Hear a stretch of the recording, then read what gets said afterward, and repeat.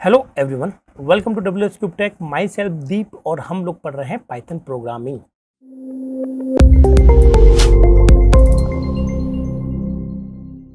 तो friends, previous video हमने ये देखा था कि भाई सेट क्या होते हैं और कुछ सेट के मेथड किए थे, जैसे ऐड कैसे करना है, अपडेट कैसे करना है, क्लियर, डिस्कार्ड, है ना। ये छोटे मोटे फंक्शंस किए थे। अब आप लोग जानते होंगे कि जो सेट है एक्चुअली में जो कॉन्सेप्ट है वो मैथमेटिक्स में भी है, और वहाँ पर जो ऑपरेशंस होते हैं दोस्तों जनरली होते हैं यूनियन होते हैं, इंटरसेक्शंस होते हैं या डिफरेंसेस होते हैं। तो मान लीजिए अगर आपको कोई मैथमेटिकल प्रॉब्लम सॉल्व करनी पड़ गई या फिर डाटाबेस से जुड़ी हुई कोई चीज़ें सॉल्व करनी पड़ गई, तो हमारे सेट के जो आज हम लोग मेथड पढ़ने वाले हैं वो बड़े यूजफुल रहेंगे।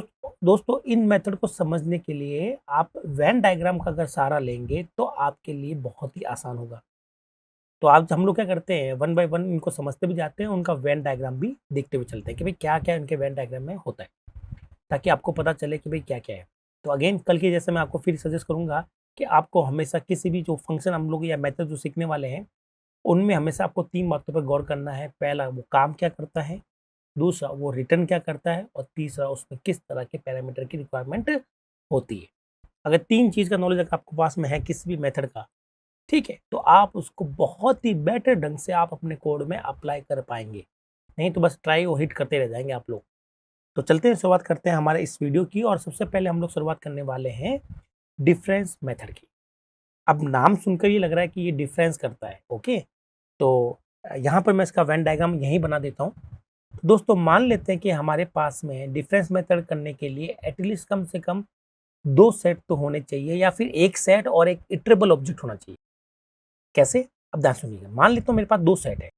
तो सेट 1 ये रहा जिसके अंदर कुछ वैल्यू है 1, 2, 3 और 4, ठीक है। और एक सेट है, चलो मान लेता हूँ इसमें से कुछ सेट ए और सेट बी में से कुछ एलिमेंट कॉमन है, जैसे कि 5 और 6। तो यहाँ पर 2 और जो 4 है ये दोनों में कॉमन है, ये ए में भी है और बी में भी है। तो डिफरेंस मेथड क्या देता है? डिफरेंस मेथड जो है ये आपको 2 सेट का डिफरेंस देता है। अगर आप करेंगे ए माइनस बी, क्या करेंगे, ए माइनस बी अगर ऑपरेशन करते हैं ना, मैथमेटिक्स की बात बता रहा हूँ मैं, तो ए में जितने भी एलिमेंट है, ओके, और बी में भी जो एलिमेंट है, तो आपको क्या करना है, बी के सारे एलिमेंट जो ए में है उनको हटा देना। मतलब जो इनमें कॉमन है, ठीक है, वो आपको हटाकर आपको दया दे देगा। इसका मतलब आपको ए माइनस बी करना है, मतलब ए आप कर 1 2 3 4 और बी का मतलब क्या है 2 4 या 5 6। तो ये क्या करेगा, ये ए में से सारी के सारी ये चीजें आपको कम करनी है, मतलब आपको ये आंसर मिलेगा, ठीक है। इसको तो मैं जैसे 1 तो है ही है, और आपको ये वाला आंसर मिल जाएगा जिसको मैं अभी शेडेड कर रहा हूँ। तो इसका आंसर आपको मिलेगा 1 और 3। और वहीं अगर मैं करूँ बी माइनस ए, तो आपको ये 5 और 6 ये वाला मिलेगा जिसको मैं वर्टिकली लाइन से ड्रॉ कर रहा हूँ। ये वाला सेक्शन आपको मिल जाएगा। तो यहाँ पर क्या आ जाएगा 5 और 6, तो यहाँ 1 और 3 मिल जाएगा। तो आप समझ गए। तो ए में से बी माइनस करेंगे तो ए की जो रिमेनिंग बच गया एलिमेंट जो बी में कॉमन थे वो तो हटा देगा, और जो ए में बच गया है वो हमें चाहिए होता है। तो पहली बात तो ये है कि हमें पता होना चाहिए हम किस में से क्या हटा रहे हैं, ठीक है। तो ये आपको क्या देता है, सेट डिफरेंस देता है 2 सेट के बीच। लेकिन दोस्तों ऐसा जरूरी नहीं है। अगर आपके पास में एक सेट है, ओके, तो आप अगर इनमें डिफरेंस चाहते हैं तो आप यहाँ पर लिखेंगे डिफरेंस, और अंदर क्या लिखेंगे, बी लिखेंगे ना भाई, बी सेट उसको माइनस करना डिफरेंस में से। तो जरूरी नहीं कि ये बी वाला भी क्या हो, सेट हो। ये आपके पास कोई भी एक इटरेबल ऑब्जेक्ट होना चाहिए दोस्तों, ठीक है। मतलब लिस्ट भी हो सकती है, टपल भी हो सकता है, कुछ भी हो सकता है। तो लोगों को ये लगता है कि सर जब ए डिफरेंस बी करते हैं तो ए में से बी को माइनस कर रहे हैं हम लोग, तो ए और बी दोनों सेट होने चाहिए। दोनों दोस्तों दोनों सेट भी हो सकते हैं, और दोनों जो बी है आपका जिसको आप माइनस कराना चाहते हो वो आपका कुछ और भी हो सकता है, ठीक है। मैं इसको भी प्रोग्राम के थ्रू समझाता हूँ। और जैसे आप ए माइनस बी करेंगे, ए डिफरेंस बी करेंगे, तो आपको क्या मिलेगा, यहाँ पर क्या मिलेगा, एक नया सेट मिलेगा। और साथ ही साथ जो आपके ओरिजिनल सेट है ए और बी उसमें कोई भी चेंजेस नहीं आएंगे, ठीक है। तो क्यों ना इसको हम लोग थोड़ा सा यहाँ पर आपको सिखाएं। मान लेते हैं ए है, ए के अंदर हमारे पास में 1 2 3 4 है, और बी में हमारे पास में, सॉरी इसको मैं थोड़ा सा अच्छे से बनाता हूँ, यहाँ ये बी सेट है जिसमें आपके पास में 2 5 4 और 6 ये एलिमेंट है। तो जब आप माइनस करेंगे, ए माइनस बी करते हैं या ए डिफरेंस बी करते हैं, तो आपको ऐसा लिखना है डिफरेंस, और अंदर आपको देना बी। इसका मतलब हम लोग मान लेंगे कि आप ए माइनस बी कर रहे हैं, ठीक है। तो इसको लिखते कैसे हैं इस मेथड को, तो हमें एक के साथ में जो हमारा सेट है उसके साथ में हमें डिफरेंस करना है इसमें। तो इसको हम लोग कुछ इसके इक्विवेलेंट समझेंगे, तो ये आपको ये दे देगा ये वाला पोर्शन, ठीक है। और अगर मैं लिखता हूँ बी डिफरेंस और अंदर ए लिखता हूँ, तो ये किसके इक्विवेलेंट होगा, ये होगा बी माइनस ए के इक्विवेलेंट, और ये आपको दे देगा ये रेड वाला। तो मैं यहाँ पर रेड कलर ले लेता हूँ, और ये जो रेड वाला पोर्शन आप लोग देख रहे हो ये आपको कौन देगा, ये आपको देगा बी वाला ऑप्शन, और ये कौन देगा आपको, ये देगा आपको ए वाला ऑप्शन। आप समझ गए भाई। तो हो सकता है कि आप जब इनको आपस में इंटरचेंज करें तो इनका आंसर बदल सकते हैं। और जब भी आप ये मेथड लगाएंगे तो ये आपको पीछे क्या छोड़ जाता है, एक नया सेट छोड़ जाता है। जैसे कि इस केस में आपके लिए वो छोड़ जाएगा 1 और 3, और इस केस में आपके लिए वो पीछे क्या रिटर्न देके जाएगा, एक नया सेट, बोले तो 5 और 6। ठीक है दोस्तों, तो इसका रिटर्न क्या होता है, एक अनदर सेट होता है। ओके, और दोनों अलग है, ए डिफरेंस बी अलग है और बी डिफरेंस ए अलग होता है। चलिए इस प्रोग्राम के थ्रू इसको हम लोग वेरीफाई करते हैं। तो हम लोग चलेंगे सीधा अपने प्रोग्राम के ऊपर, और यहाँ पर मैं दो सेट बनाऊंगा S1 और S2। ठीक है, इसमें मैं वैल्यू लेता हूँ, सपोज कीजिए मैंने वैल्यू वही ली जो एग्जाम्पल में हमने ली है, वो ली हमने 1 2 3 4, और यहाँ पर मैं ले लेता हूँ हमारा कॉमन क्या था, 2 4 था, यहाँ पर लूँगा 2 4 5 और 6। ठीक है फ्रेंड्स, ये ले लिया। अब हमें क्या करना है, हम लोग लिखेंगे S1 dot difference, S1 dot difference.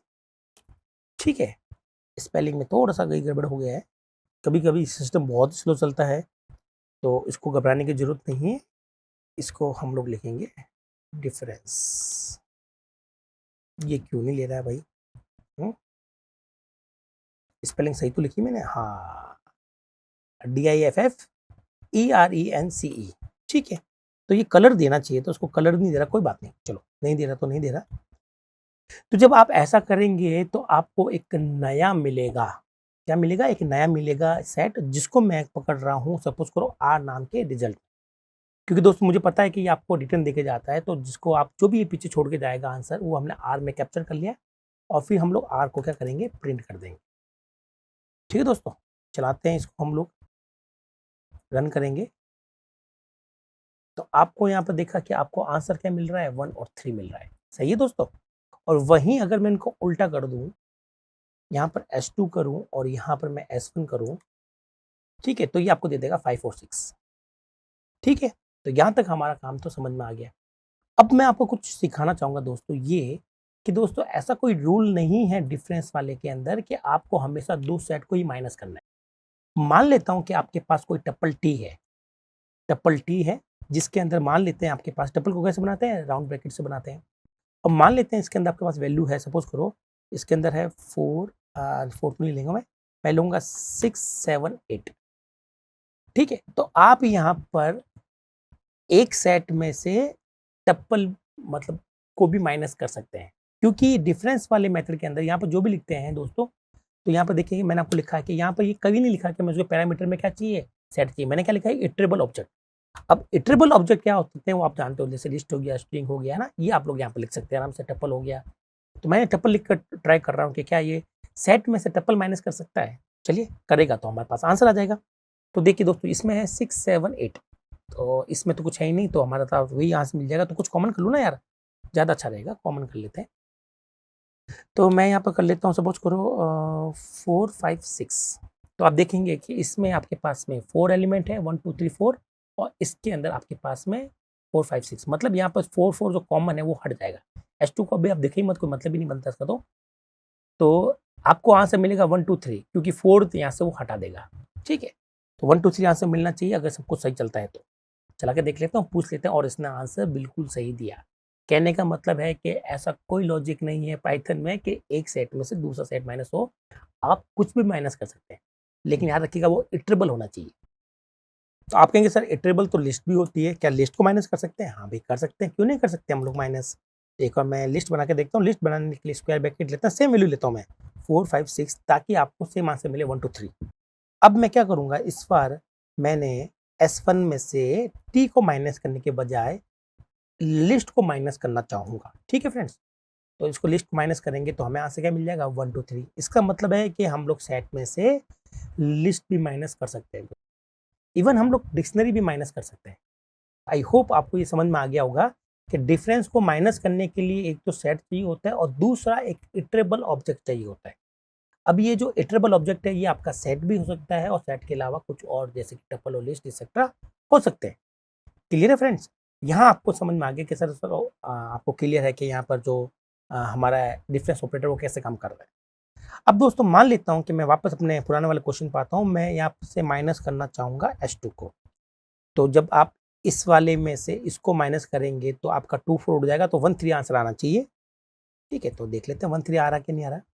हाँ दोस्तों 1 3 आंसर आ रहा है। ठीक है, तो जब हम लोग S1 माइनस S2 करते हैं तो हम लोग अब ये चेक करेंगे क्या S1 में से वाकई 2 हट गए या फिर उसमें सिर्फ और सिर्फ आंसर दिया लेकिन ओरिजिनल सेट में चेंज नहीं किया, ये हमें चेक करना है।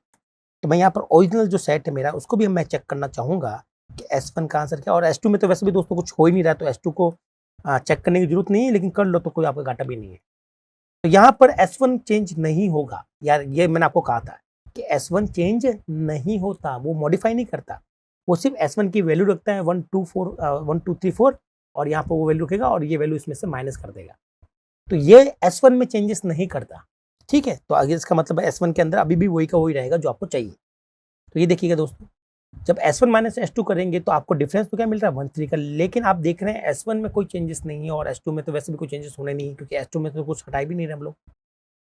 तो ये ऑपरेशन आपको समझ में आ गया। आपने कहा कि चलो ठीक है सर ये डिफरेंस वाला ऑपरेशन समझ में आ गया। मान लेते हैं आपके पास ऐसी कोई सिचुएशन आ रही है फ्रेंड्स, जहां आपको चाहते हो कि सर S1 माइनस S2 करें या S1 डॉट डिफरेंस S2 करें तो S1 भी चेंज हो जाए सर। ठीक है, S1 भी क्या हो जाए, चेंज हो जाए। तो दोस्तों इसके लिए हमारे पाइथन हमें एक और मेथड देता है जिसको कहता है डिफरेंस अपडेट। ये बिल्कुल डिफरेंस जैसा ही होता है, सेम चीज है, बस यहाँ से 2 चीज आपकी अलग है। पहला तो ये है कि ये जब माइनस करता है, ये माइनस बी करते हैं, तो ये जो ओरिजिनल सेट ए होगा उसको भी मॉडिफाई कर देगा। तो it does modify original set, ये ओरिजिनल सेट को बदल देगा। दूसरा कि ये रिटर्न कुछ नहीं करता है। क्यों नहीं करता? क्योंकि भाई चेंजेस तो S1 में हो गए, तो रिटर्न कुछ करेगा नहीं। ठीक है, तो इसका मतलब है अगर मैं यहाँ पर डिफरेंस की जगह डिफरेंस अपडेट ले लूँ, डिफरेंस अपडेट ले लूँ, तो ये मेरा S1 माइनस S2 जो है वो S1 में चेंजेस करके छोड़ देगा, बट ये आपको कोई रिजल्ट देके नहीं जाएगा। अपडेट आपको देखा जाएगा नल, इसका मतलब आर में क्या है, नल है। तो इस इक्वेशन को हम लोग ऐसे यूज नहीं करेंगे। अगर ऐसा करेंगे तो दोस्तों आपको नल दिखाई देगा आउटपुट पर, जो कि कोई सेंस नहीं बनता। ये देखिए नल आ गया। तो जब कोई भी फंक्शन आपको कुछ रिटर्न नहीं करता तो इसके आगे असाइनमेंट लगाकर रेफरेंस में पकड़ने की जरूरत नहीं है।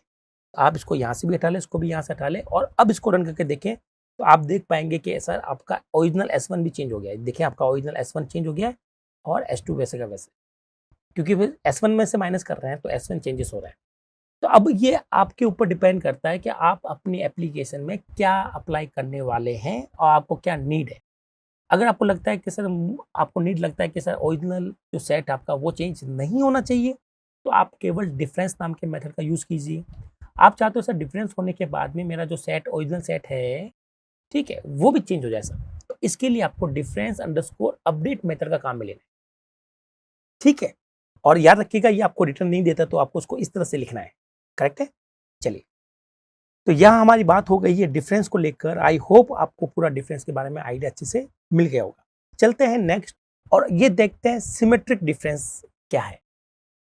तो दोस्तों सिमेट्रिक डिफरेंस जो है ये आपको 2 डिफरेंस देता है। मतलब आप समझे नहीं, मैं आपको समझाता हूँ। सिमेट्रिक डिफरेंस का मतलब देखो मैंने यहाँ पे लिखा है कि मान लो आपके पास 2 सेट है ए और बी। ठीक है, तो जब आप a माइनस बी करते हैं तो आपको a के रिमेनिंग एलिमेंट मिलते हैं जो कि b में थे। वो हटा देगा भाई, b वाला जो कॉमन है वो तो हट जाएंगे a और b के अंदर, तो रिमेनिंग एलिमेंट और a वो आपको मिलते हैं। लेकिन सिमेट्रिक डिफरेंस में ऐसा नहीं होता। सिमेट्रिक डिफरेंस में क्या होता है कि भाई मान लीजिए 2 सेट a और b है। ठीक है, तो यहाँ पर ये आपको क्या देगा, ये देगा आपको set of element that are in इधर a और b, जाओ a हो या b में हो। ठीक है, लेकिन जो इंटरसेक्शन वाला पोर्शन है वो आपको नहीं देगा। ओके, और आपके ओरिजिनल सेट को भी चेंज नहीं करेगा। अब आप कहोगे सर ये समझ में नहीं आ रहा सिमेट्रिक डिफरेंस क्या है। चलिए मैं आपको डायग्राम के थ्रू समझाता हूँ। तो बात करते हैं हम लोग सिमेट्रिक डिफरेंस की। मान लेते हैं दोस्तों आपके पास एक रेड कलर का सेट है जिसको नाम आपने ए दिया है, जिसमें एलिमेंट 1 2 3 4 है। ठीक है, और आपके पास एक ब्लू कलर का और एक सेट है जिसमें आपके पास में जिसमें आपके पास में 2 4 तो है ही है, साथ में 5 और 6 भी है। ठीक है, तो डिफरेंस आपको क्या देता है, डिफरेंस आपको देगा अगर a माइनस बी करेंगे, ठीक है, या फिर मैं जहाँ ज़्यादा अच्छा लिखूंगा a डिफरेंस b, पूरा ना लिखकर मैं शॉर्ट में लिख रहा हूँ डिफ, ठीक है भाई, समझाने के लिए। ये करेंगे तो आपको मिलेगा 1 और 3, आप समझ गए ना ये वाला, क्योंकि इसमें से ये गायब कर दोगे तो ये सारा का सारा गायब हो जाएगा, ब्लू वाला सारा भर जाएगा, तो पीछे क्या बचा 1 3 तो बचा, ठीक है। और अगर आपने ऐसा किया, आपने अगर b डिफरेंस a किया है, तो आपका ये पूरा जो b में से ये पूरा जो a है ये हट जाएगा, तो रिमेनिंग क्या बचेगा, ये बचेगा, तो ये आपको मिल जाएगा 5 और 6। ठीक है, ये तो है डिफरेंस की बात। अब आप कहेंगे सर ठीक है सर, डिफरेंस की बात तो समझ में आ गई, लेकिन सिमेट्रिक डिफरेंस का मतलब क्या हुआ? सिमेट्रिक डिफरेंस का मतलब ये हुआ दोस्तों कि आपको यहाँ पर जब आप सिमेट्रिक डिफरेंस करते हैं, शॉर्ट में लिख रहा हूँ दोस्तों, पूरा नहीं लिखने की जरूरत हम लोगों को, वो तो प्रोग्राम में लिखने की जरूरत है, ये तो समझा रहा हूँ। तो सिमेट्रिक डिफरेंस के अंदर जब आप a माइनस या a डॉट सिमेट्रिक डिफरेंस करेंगे b के साथ में, तो ये आपको क्या देगा, ये आपको सारे एलिमेंट दे देंगे a और b के, लेकिन जो कॉमन सेक्शन वो नहीं देगा। इसका मतलब है कि आपको यहाँ पर क्या क्या मिल रहा है, आपको एक तो यहाँ ये मिलेगा और ये मिलेगा, सिर्फ कॉमन वाला चीज हट जाती है, बाकी दोनों आपको मिल जाती है। मतलब आपको यहाँ पर मिल रहा है 1 3 5 और 6। ठीक है, चलिए मैं आपको एक बार करके दिखाता हूँ, फिर आपको बिलीव हो जाएगा और भी ज़्यादा। चलते हैं, तो प्रॉब्लम हमारी सेम ही है जो इसकी हमने बात करी थी, और हम लोग यहाँ पर चाहते हैं कि सर सिमेट्रिक डिफरेंस काम मिले। ठीक है भाई, यहाँ पर हम लोग क्या काम मिले, सिमेट्रिक डिफरेंस काम मिले। तो यहाँ पर हम लोग डॉट लगाएंगे और यहाँ पर लिखेंगे सिमेट्रिक डिफरेंस, आ गया ना दोस्तों। तो ये हम लोग काम में लेना चाहते हैं, और इसको मैं यहाँ से हटा देता हूँ। तो आपने S1 और सिमेट्रिक किया, तो ये दोस्तों करता क्या, ये आपका ओरिजिनल सेट चेंज नहीं करता, ये S1 में और S2 में कोई चेंजेस नहीं होने देगा, बट ये आपको एक रिजल्ट देके जाएगा। तो आप इसका देखिए रिटर्न क्या है, इसका रिटर्न एक सेट है। इसका मतलब जब किसी का रिटर्न आता है तो उसको हम लोग किसी न किसी रेफरेंस के अंदर जरूर पकड़ते हैं। ठीक है दोस्तों, तो यहाँ पे मैं इसको पकड़ लेता हूँ R के अंदर और R को प्रिंट कर देता हूँ। ठीक है, तो प्रिंट R, और मैं आपको ये भी दिखाऊंगा साथ साथ कि S1 और S2 में कोई चेंजेस नहीं आएंगे, ओरिजिनल सेट चेंज नहीं कर रहे हम लोग। यहाँ पर हम लोग बात करेंगे तो यहाँ पर हमने देखा कि सर जो डिफरेंस है, ठीक है, S1 S2 तो वैसे के वैसे है, और आपको यहाँ पर कॉमन छोड़कर सब कुछ मिल गया है, कॉमन छोड़कर सब कुछ मिल गया है 1 3 5 6। तो आप कहोगे सर ठीक है, मान लेते हैं कि यहाँ पर आपको ये 1 3 5 6 मिल रहा सही है, तो क्या सर ये जो होगा क्या ये इसके बराबर होगा ना? सिमेट्रिक डिफरेंस, अगर मैं सिमेट्रिक डिफरेंस के साथ में b के साथ में अगर a अप्लाई करूं तो इसका आंसर क्या आएगा? क्या इसका आंसर ऐसा आएगा 5 6 1 3? क्या इसका आंसर कुछ भी आ सकता है दोस्तों? ठीक है, तो आपको क्या लगता है कि ये आंसर आएगा या कुछ और आएगा?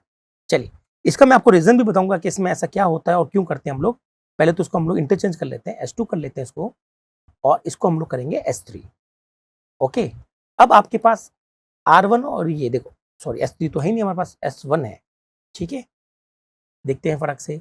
और ये देखिए आपके पास S1 S2 में कोई डिफरेंस नहीं है, लेकिन जब आप S2 माइनस S1 करें या S1 माइनस S2 करें तो आपको हमेशा सेम आंसर मिलता है। यही वो रीजन है दोस्तों कि जिसकी वजह से इसको कहते हैं सिमेट्रिक। कहने का मतलब है दोस्तों कि A में से B माइनस करूं और B में से A माइनस करूं तो इन दोनों का आंसर अलग अलग आता है, और वही मैं सिमेट्रिक डिफरेंस कर रहा हूँ, A सिमेट्रिक डिफरेंस कर रहा हूँ। सिमेट्रिक डिफरेंस को मैं कैसे लिखूँ, दो माइनस ऐसे कर दूँ भाई, ये सिमेट्रिक डिफरेंस हो रहा है ये। ठीक है, इसको मैं थोड़ा सा ऐसा कर दूँ। तो अगर आप A और B का सिमेट्रिक डिफरेंस करेंगे और B माइनस A का सिमेट्रिक डिफरेंस करेंगे तो ये दोनों सेम आएंगे, इसी वजह से इसको बोलते हैं सिमेट्रिक। आप समझ गए दोस्तों, इसको सिमेट्रिक क्यों बोलते हैं? ये सिमेट्री मिल रही है, A माइनस बी करें या B माइनस A करें, आपको आंसर सिमेट्री मिल रहा है, एक जैसा आंसर मिल रहा है। तो यही फर्क है सिमेट्रिक डिफरेंस में और डिफरेंस में। तो आई होप आपको सिमेट्रिक डिफरेंस समझ में आया होगा। और दोस्तों आपका यहाँ पर मैं फिर वो बता देता हूँ कि सिमेट्रिक डिफरेंस के अंदर जरूरी नहीं कि हम लोग दो सेट लें, हमारे पास एक सेट भी हो सकता है, और दूसरा यहाँ पर जो लिखते हैं अंदर है ना पैरामीटर, वो आपका कोई भी इटरेबल ऑब्जेक्ट हो सकता है। आप यहाँ पर लिस्ट ले सकते हो, सब कुछ सेम है, जो मैंने पहले पढ़ा था वो एग्जैक्टली यहाँ पर सेम है। बस फर्क ये है कि यहाँ आपको सिमेट्रिक डिफरेंस मिलता है, और इसीलिए इन दोनों के जो आंसर है दोस्तों, ये देखिएगा, इसका आंसर भी 1 3 5 4 मिलता है, चाहे आप S1 माइनस S2 करें, और अगर आपने S2 माइनस S1 किया तो भी आपको 1 3 5 6 सिमेट्रिक आंसर मिलता है। आई होप आपको ये क्लियर हो गया कि सिमेट्रिक आंसर का मतलब क्या है और कैसे काम करता है। ओके, चलिए अब हम लोग आगे बढ़ते हैं और साथ-साथ हम लोग ये भी देख रहे हैं दोस्तों कि हमारे पास ओरिजिनल सेट पर कोई डिफरेंस या कोई भी चेंजेस नहीं आ रहे। अब आप कहते होंगे नहीं सर, जैसे डिफरेंस में हमने अपडेट लगाया था, डिफरेंस के साथ अपडेट काम करता है, क्या वैसे सिमेट्रिक के साथ में भी अपडेट काम करता है? तो दोस्तों इसका आंसर होगा येस। क्या होगा? येस। चलिए, अब हम लोग पढ़ेंगे सिमेट्रिक डिफरेंस अपडेट। तो ये आपको सिमेट्रिक डिफरेंस तो देता ही देता है, साथ ही साथ ये ओरिजिनल सेट को भी चेंज कर देता है। इसका मतलब आपका S1 S2 भी चेंज हो जाएंगे। और जब कभी भी अपडेट वाला ऑप्शन आता है तो आप जानते हो कि आपको रिटर्न कुछ नहीं मिलता, तो आप इसको किसी में पकड़ नहीं सकते, बाकी डिटो सेम है। चले एक बार मैं इसको करके दिखाता हूँ। तो यहाँ पर मैं यहाँ पर सिमेट्रिक डिफरेंस अपडेट को काम में लेना चाहूंगा। किसको काम में लेना चाहूंगा? अपडेट को। अपडेट, ठीक है, ये हमने अप्लाई कर दिया और इसका जो रिजल्ट है वो मैं जानता हूँ कुछ आएगा नहीं, तो उसको मैं किसी को पकड़ने की जरूरत नहीं है इसमें। अब आप इसको ऐसा करेंगे तो आपको ए और अच्छा डिफरेंस तो हमने कुछ किया नहीं यहाँ पर, S2 symmetric difference S1 update, ठीक है। तो उसको हम लोग क्या करेंगे, यहाँ पर इसका जो आंसर है दोस्तों, इसको हम लोग करेंगे S1 के साथ समझाऊंगा मैं आपको, फिर S2 के साथ समझाऊंगा, ध्यान से सुनिएगा। चलिए, अब आपको आंसर एकदम परफेक्टली दिखेगा। तो जब आपने S1 और S2 किया दोस्तों, तो सिमेट्रिक डिफरेंस आपको क्या दे रहा है? सिमेट्रिक डिफरेंस आपको जानते हो, इनमें से जो बच गया है, जैसे कि यहाँ से बच गया 1 3 और यहाँ से बच गया हमारे पास, यहाँ से हमारे पास क्या बच गया है? 5 और 6। तो 1 3 5 6 को जो डिफरेंस आ रहा है वो डाल देगा S1 में। कहाँ डाल देगा दोस्तों? जिसमें साथ में आपने अप्लाई किया S1 में डाल देगा, इसलिए S1 बदल गया है। ये देखिए S1 ही आ रहा है और S2 एज इट इज रहेगा। देखो S2 ऐसे का वैसा रहेगा, लेकिन S1 बदल जाएगा। ओके, अब वहीं मैं अगर उसको S2 करूं, S2 और यहाँ पर S1 करूं, तो जाहिर सी बात है जो भी नया सिमेट्रिक डिफरेंस का आंसर आएगा वो S2 में जाएगा। तो S2 बदलेगा, लेकिन S1 वो सका वैसा रहने वाला है। तो इसको हम लोग रन करके देखते हैं। आप देख पा रहे होंगे कैसा S1 as it is same है। देखो आप यहाँ पर S1 देख लीजिए, ये सेम है। जो सिमेट्रिक डिफरेंस का जो रिजल्ट आ रहा है वो कहाँ जा रहा है? S2 में जा रहा है। वो किसको अपडेट कर रहा है? S2 को अपडेट कर रहा है। तो S2 बदल गया दोस्तों। तो पहले S2 क्या था? 2 4 5 6, अब S2 क्या हो गया? जो कि हमारा डिफरेंस था 1 3 5 6। तो आई होप आपको ये सिमेट्रिक डिफरेंस और अपडेट दोनों समझ में आए होंगे। डिफरेंसेस बड़े अच्छे काम के दोस्तों, ये हमारे बहुत से डाटाबेस हो, चाहे कहीं लॉजिक हो, बहुत जगह ये हमारी हेल्प करता है डिफरेंस वाला मेथड।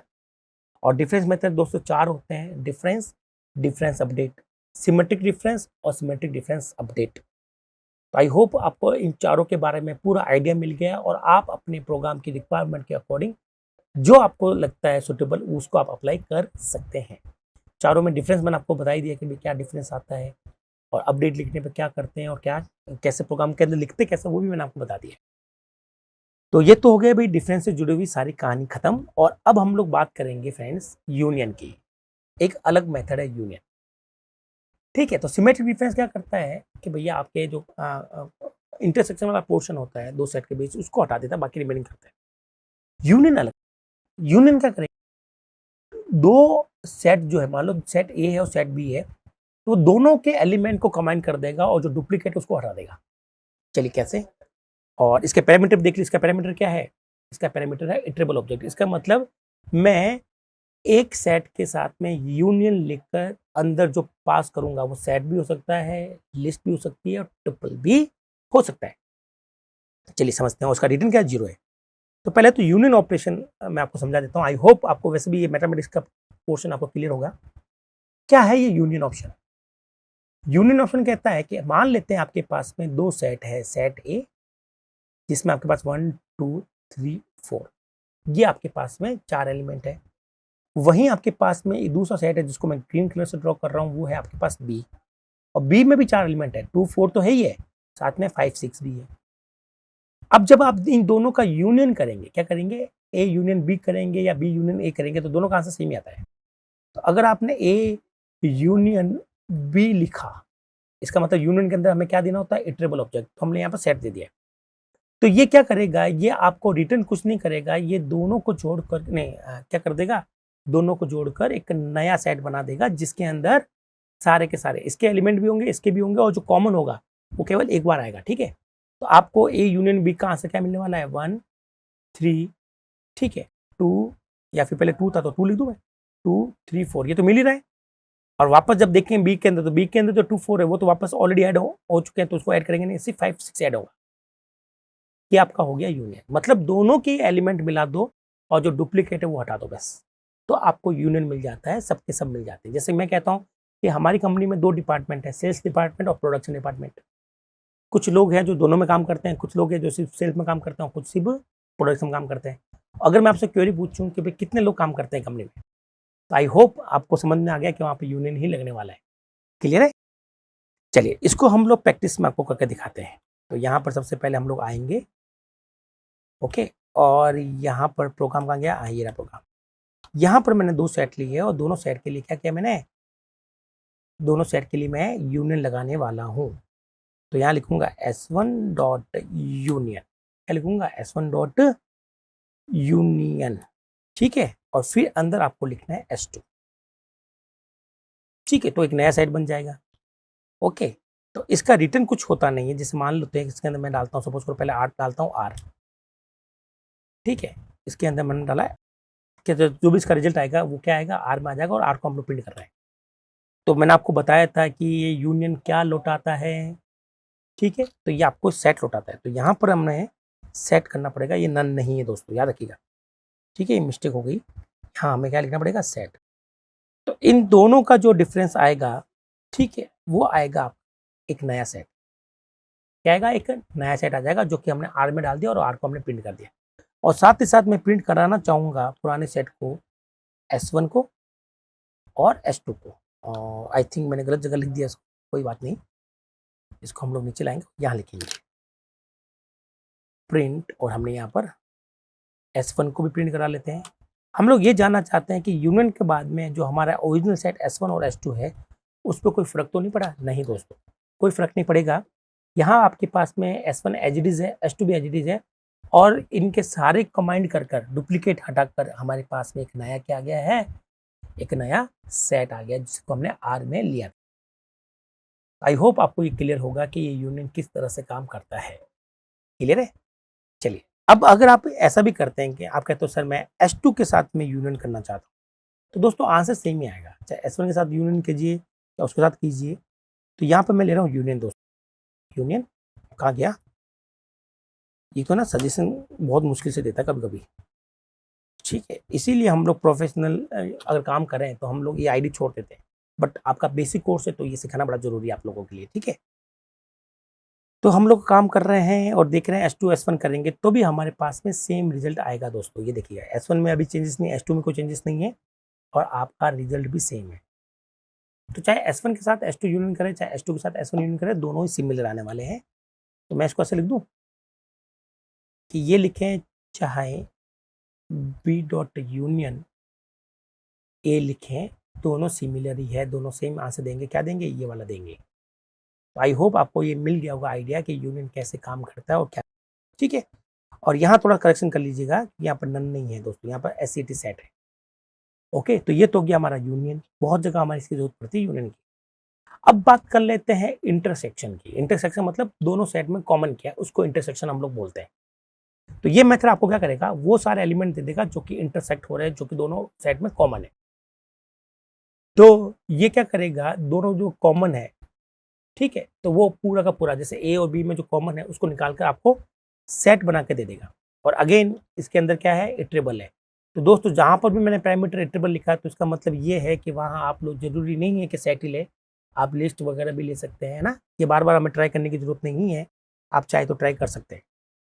तो चलिए पहले डायग्राम को तो देखते हैं कि अगर आपको आइडिया नहीं है इंटरसेक्शन का तो इंटरसेक्शन समझ लेते हैं। इंटरसेक्शन के अंदर मैं मान के चलता हूँ कि आपके पास 2 सेट है, सेट A जिसके अंदर आपके पास 1 2 3 4 4 एलिमेंट है, और वहीं मेरे पास एक और सेट है जो कि ब्लू कलर से मैं आपको दिखा रहा हूँ जिसका नाम सेट B है, जिसमें 2 4 तो है ही है, 5 6 भी है। तो इंटरसेक्शन जो होगा दोस्तों वो आपको दोनों की कॉमन एलिमेंट देगा, मतलब ये देगा आपको। इसका मतलब जब भी आप इंटरसेक्शन करेंगे, चाहे आप A इंटरसेक्शन B करें, ठीक है फ्रेंड्स, चाहे आप B डॉट इंटरसेक्शन A करें, तो दोनों सिमेट्रिक होने वाले हैं। इसका मतलब दोस्तों जब ये काम करेगा अपना तो ये आपको आंसर देगा 1 और 2, सॉरी 2 और 4 देगा, ये एक नया सेट देके जाएगा। तो जाहिर सी बात है इस सेट को पकड़ना पड़ेगा हमें, तो हम लोग क्या करेंगे, इसके आगे लिख देंगे R। ताकि जब ये अपना काम कर जाए फ्रेंड्स, तो ये पीछे जो छोड़ के जाएगा ये रिजल्ट, इस रिजल्ट को हमने आर में कैप्चर कर लिया है, आर में रेफर कर दिया। उसी तरह से जब यहाँ पर हम लोग लिखेंगे, तो जब ये अपना काम करके जाएगा तो ये पीछे क्या छोड़ के जाएगा, तो आपको पीछे ही छोड़ के जाएगा 2 और 4, जो कि आप किससे कैप्चर कर रहे हो, आर से कैप्चर कर रहे हैं। इसका मतलब आर से रेफर कर रहे हैं। अब आर को जब आप प्रिंट करेंगे तो आपका ये प्रिंट हो जाएगा। ठीक है, तो चलिए प्रोग्राम के थ्रू फटाक से देख लेते हैं कि इंटरसेक्शन के मेथड किस तरह से काम करने वाला है। तो चलते प्रोग्राम के अंदर, और प्रोग्राम के अंदर मैं यहाँ पे लिखूंगा, है ना, S1 डॉट इंटरसेक्शन, क्या लिखूंगा, इंटरसेक्शन। ठीक है, और यहाँ लिख दूंगा S2। तो ये S1 और S2 का इंटरसेक्शन आपको दे देगा, जिसका आंसर आएगा 2 और 4। आ गया दोस्तों। अब कोई फ़र्क नहीं पड़ता कि आप यहाँ पर S2 ही लें, सेट लें, आप यहाँ पर टपल भी ले सकते हैं, लिस्ट भी ले सकते हैं। आई होप आपको ट्राई करने की ज़रूरत नहीं है, यहाँ पर आप कर सकते हैं चाहे तो। ये आपको इंटरसेक्शन देता है, और इंटरसेक्शन हमने ये देखा कि सर जब हमारे पास नया रिजल्ट आता है उसको हमने आर में कैप्चर तो कर लिया, लेकिन S1 और S2 पे कोई भी डिफरेंस नहीं आता। ठीक है दोस्तों, चलिए ये तो हो गया हमारा इंटरसेक्शन वाला मेथड जिसमें हमने काम करना शुरू किया था। अब बात करते हैं इंटरसेक्शन अपडेट की। अब जैसी बात है, जैसे इंटरसेक्शन काम करता है, बिल्कुल इंटरसेक्शन अपडेट वही काम करेगा, लेकिन अपडेट यहाँ पर करता क्या है? अपडेट आपका कुछ नहीं करेगा दोस्तों, ये आपका जो ओरिजिनल सेट है उसको भी मॉडिफाई कर देगा और रिजल्ट आपको नहीं देगा। रिजल्ट आपको ये बिल्कुल नहीं दिखे जाएगा। इसका मतलब आपने लिखा S1 dot intersection B S2 लिख दिया है, तो आपका S1 में ही चेंजेस हो जाएंगे। चलिए मैं दिखाता हूँ कैसे। तो सबसे पहले हम लोग यहाँ आते हैं, और यहाँ आकर हम लोग करते हैं कि सर हमें इंटरसेक्शन के साथ साथ इंटरसेक्शन अपडेट भी चाहिए। ठीक है, इंटरसेक्शन अपडेट। तो ये क्या करेगा, ये आपका वही चेंज कर देगा S1 में, आपको कुछ दिक्कत नहीं जाता, तो इसको कहीं रेफर करने की जरूरत नहीं है। तो इसको यहाँ से हटा देंगे और S1 S2 को देखेंगे हम लोग। जब आप S1 S2 को देखेंगे तो S1 आपका क्या हो चुका है, बदल चुका है। इसका मतलब जो इंटरसेक्शन का जो आंसर आ रहा है उसके बाद में वो S1 को क्या कर दे रहा है, अपडेट कर दे रहा है। अगर आपको S2 के अंदर अपडेट चाहिए तो आप इसको क्या लिखेंगे, S2 डॉट, और यहाँ लिख देंगे S1।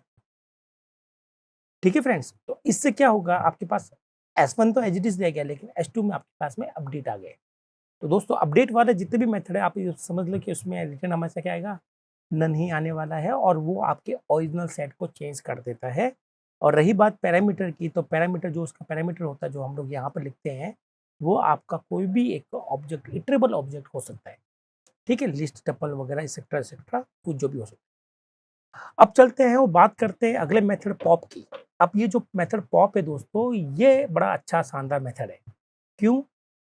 करता क्या है पॉप? जब आप पॉप को लगाते हैं किसी भी एक सेट के साथ में, तो वो क्या करता है, रिमूव कर देता है कोई भी, मतलब आर्बिट्ररी, मतलब कोई फिक्स नहीं है कि ये एलिमेंट हटेगा, तो वो किसी भी एलिमेंट को यहाँ से रिमूव कर देगा। कहाँ से? सेट में से। ओके, और आपको रिटर्न कर देगा वो एलिमेंट के, भैया वो सेट में जो एलिमेंट हटाया है वो एलिमेंट आपको रिटर्न कर देगा। कैसे करेगा? तो इसके लिए हम लोग व्हाइट बोर्ड पर चलकर थोड़ा सा इसको समझते हैं। अभी हम वो बात कर रहे हैं दोस्तों पॉप की। पॉप का मतलब होता है निकालना। तो मान लेते हैं मेरे पास सेट S1 है जिसमें मैंने 1 2 3 4 ये 4 एलिमेंट लिखे हैं। जब आप लिखेंगे S1 डॉट पॉप, क्या लिखेंगे, पॉप, तो इसमें पैरामीटर कुछ नहीं आएगा। तो याद से सुनिएगा, यहाँ पर पैरामीटर मैंने आपके लिए मेंशन कर दिया है कि पैरामीटर क्या है, कुछ नहीं है। तो मान लेते हैं कि पॉप ने यहाँ से 3 निकाला है। अब मुझे नहीं पता ये 3 निकालेगा या 4 निकालेगा, हमें बिल्कुल आइडिया नहीं दोस्तों, क्योंकि वैसे भी इसमें कोई ऑर्डर होता नहीं है। ये जिस ऑर्डर में स्टोर हुआ है, जिस ऑर्डर में स्टोर हुआ, मान लो ये स्टोर ऐसा हुआ है कि भाई 4 अगर स्टोर हो गया, फिर 1 हो गया, फिर 2 हो गया, फिर 3 हो गया, तो जो सबसे लास्ट में स्टोर हुआ है वो निकल जाएगा। अब सबसे लास्ट में स्टोर कौन हुआ, इसका मुझे कंफर्मेशन है नहीं, ना आपको कंफर्मेशन है, क्योंकि ये पाइथन ही फाइनल करेगा। तो इसी वजह से हम लोग कह रहे हैं कि आर्बिट्ररी एलिमेंट को निकालेगा, क्योंकि अगर 2 सबसे लास्ट में स्टोर हो गया तो वो 2 को निकाल देगा। तो पॉप का मेन मकसद होता है कि सबसे लास्ट वाले एलिमेंट को निकालना। अब सबसे लास्ट में कौन है ये हम लोग कैसे बताएं, क्योंकि हमारे पास में सेट तो ऑर्डर्ड है ही नहीं। तो इसी वजह से यहाँ पर हम लोग कोई भी पर्टिकुलर नहीं देते हैं। तो दोस्तों मैंने आपको पहले ही बता चुका हूँ, अगर आपको कोई भी एक एलिमेंट हटाना है तो आप क्या कर सकते हैं, आप वहाँ पर रिमूव का यूज़ कर सकते हैं, अगर आपको कोई स्पेसिफिक एलिमेंट हटाना है तो। और चाहे तो आप डिस्कार्ड का भी यूज़ कर सकते हैं। आप कहते हो सर मुझे रैंडमली एक नंबर हटाना है, तो उसके लिए आपको यूज़ करना पड़ेगा पॉप का। और जब पॉप अपना काम कर जाएगा, जैसे मान लेते हैं कि पॉप ने यहाँ से 3 निकाल दिया है, मतलब इस सेट में से 3 को डिलीट कर दिया, तो ये आपको पीछे वो नंबर देके जाएगा, मतलब वो आपको पीछे से 3 देके जाएगा। तो ज़ाहिर सी बात है, जब कोई चीज़ रिटर्न करती है तो उसको हम लोग कैप्चर ज़रूर करते हैं।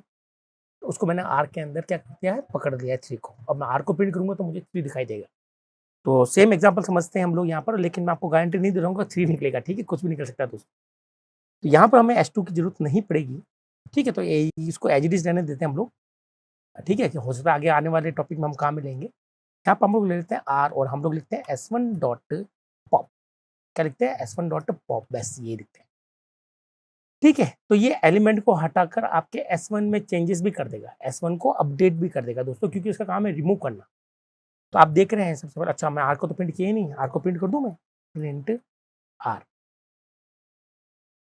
जैसे आप इसको रन करेंगे तो आप में देख रहे हैं कि उसने क्या निकाला, 1 निकाला है। तो वो S1 में से 1 को निकाल दे रहा है। अब क्योंकि S1 में से अगर 1 निकल गया तो पीछे क्या बचेगा, 2 3 4, ठीक है? और आपके S2 पर तो कोई दिक्कत है ही नहीं, क्योंकि S2 का तो हम कहीं यूज़ कर ही नहीं रहे, ठीक है? तो आप चाहो तो उसको हटा देना है, लेकिन मैं इसको आगे आने वाले टाइम में काम में लेने वाला हूँ, इसलिए मैंने इसको यहाँ पर रखे हुए हैं। तो पॉप कोई ज़्यादा कॉम्प्लेक्स नहीं है, पॉप आपके काम बहुत आसान कर देता है और बहुत ही ईज़ी। अब मान लेते हैं कि आपने एक बार फिर पॉप किया है, ठीक है? तो अभी तो यहाँ पर 1 निकला है, मैं कंटिन्यूअसली इसको पॉप कर रहा हूँ, ध्यान से सुनिएगा, कंटिन्यूअसली मैं इसको पॉप कर रहा हूँ। अब मैंने इसको वापस पॉप कर लिया, तो इसको पहले तो हमने 1 निकाल दिया, अब इसको मैं यहाँ से हटा देता हूँ, चलो S2 को हटा देता हूँ ताकि कहीं आपको कन्फ्यूज़न ना हो जाए, ठीक है? इसको मैं दोबारा पॉप करता हूँ, ये 2 बार पॉप हो गया, ये 3 बार पॉप हो गया, ओके? ये 4 बार पॉप हो गया, ठीक है? तो मैंने 4 एलिमेंट डाले थे, चारों पॉप कर लिए। तो सबसे पहले इसने 1 निकाला, रिमेनिंग ये बचा हुआ, फिर इसने 2 निकाला, रिमेनिंग ये बचा हुआ है, फिर इसमें से मैंने 3 निकाल दिया, तो रिमेनिंग 4 बचा हुआ है, और फिर मैंने लास्ट 4 एक ही बचा, वो निकल गया, तो पीछे क्या बचा हुआ है, एम्प्टी बचा हुआ है। और अगर आपने इसके बाद में कहीं पॉप करने की कोशिश करी है, तो अब तो कोई एलिमेंट है ही नहीं हमारे इस 5th वाले टाइम पर, तो ये आपको दे देगा एरर, ठीक है? चला के दिखाता हूँ मैं आपको, एरर भी आपको मिल जाएगी। तो ये देखिएगा, पहले हमारे पास में वैल्यू थी 1 2 3 4, तो 1 2 3 4 में से उसने 1 निकाला, रिमेनिंग ये छोड़ दिया। अब इस रिमेनिंग में से ये 2 निकालेगा, पीछे ये छोड़ के चला जाएगा। इनमें से वो 3 निकाल रहा है, पीछे ये छोड़ के चला गया, और लास्ट में 4 निकाल रहा है, पीछे क्या छोड़ के चला गया, सेट छोड़ के चला गया, ओके?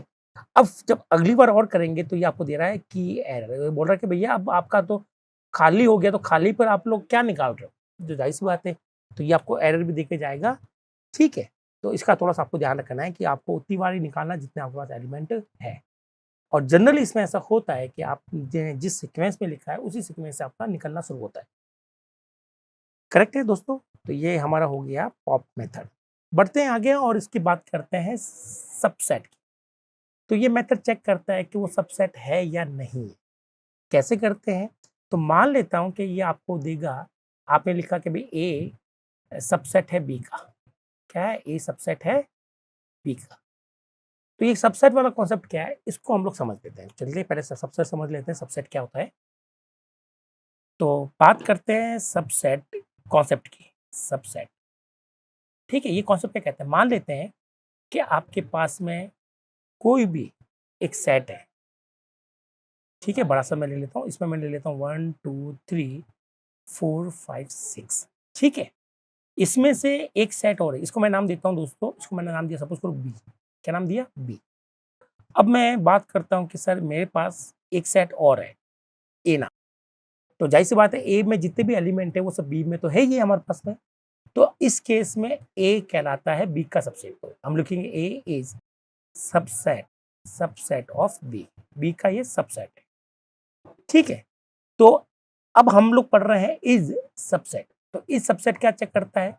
इसको आपको कैसे अप्लाई करना है? अगर आपने ये अप्लाई किया ए डॉट इज़ सबसेट, तो ये चेक करता है कि क्या ए बी का सबसेट है या नहीं। तो अगर आप ऊपर डायग्राम में देखें तो ए तो बी का सबसेट है ही है, तो ये आपको दे दिया जाएगा ट्रू।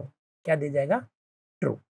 और मान लेते अगर आपने लिखा कि क्या बी बी हमारा सबसेट है क्या एक? तो आपको कहोगे सर नहीं, बी में तो कुछ ऐसे एलिमेंट है जो ए में तो नहीं है ना, तो बी तो सबसेट है नहीं, तो ये आपको क्या दिया जाएगा? फॉल्स।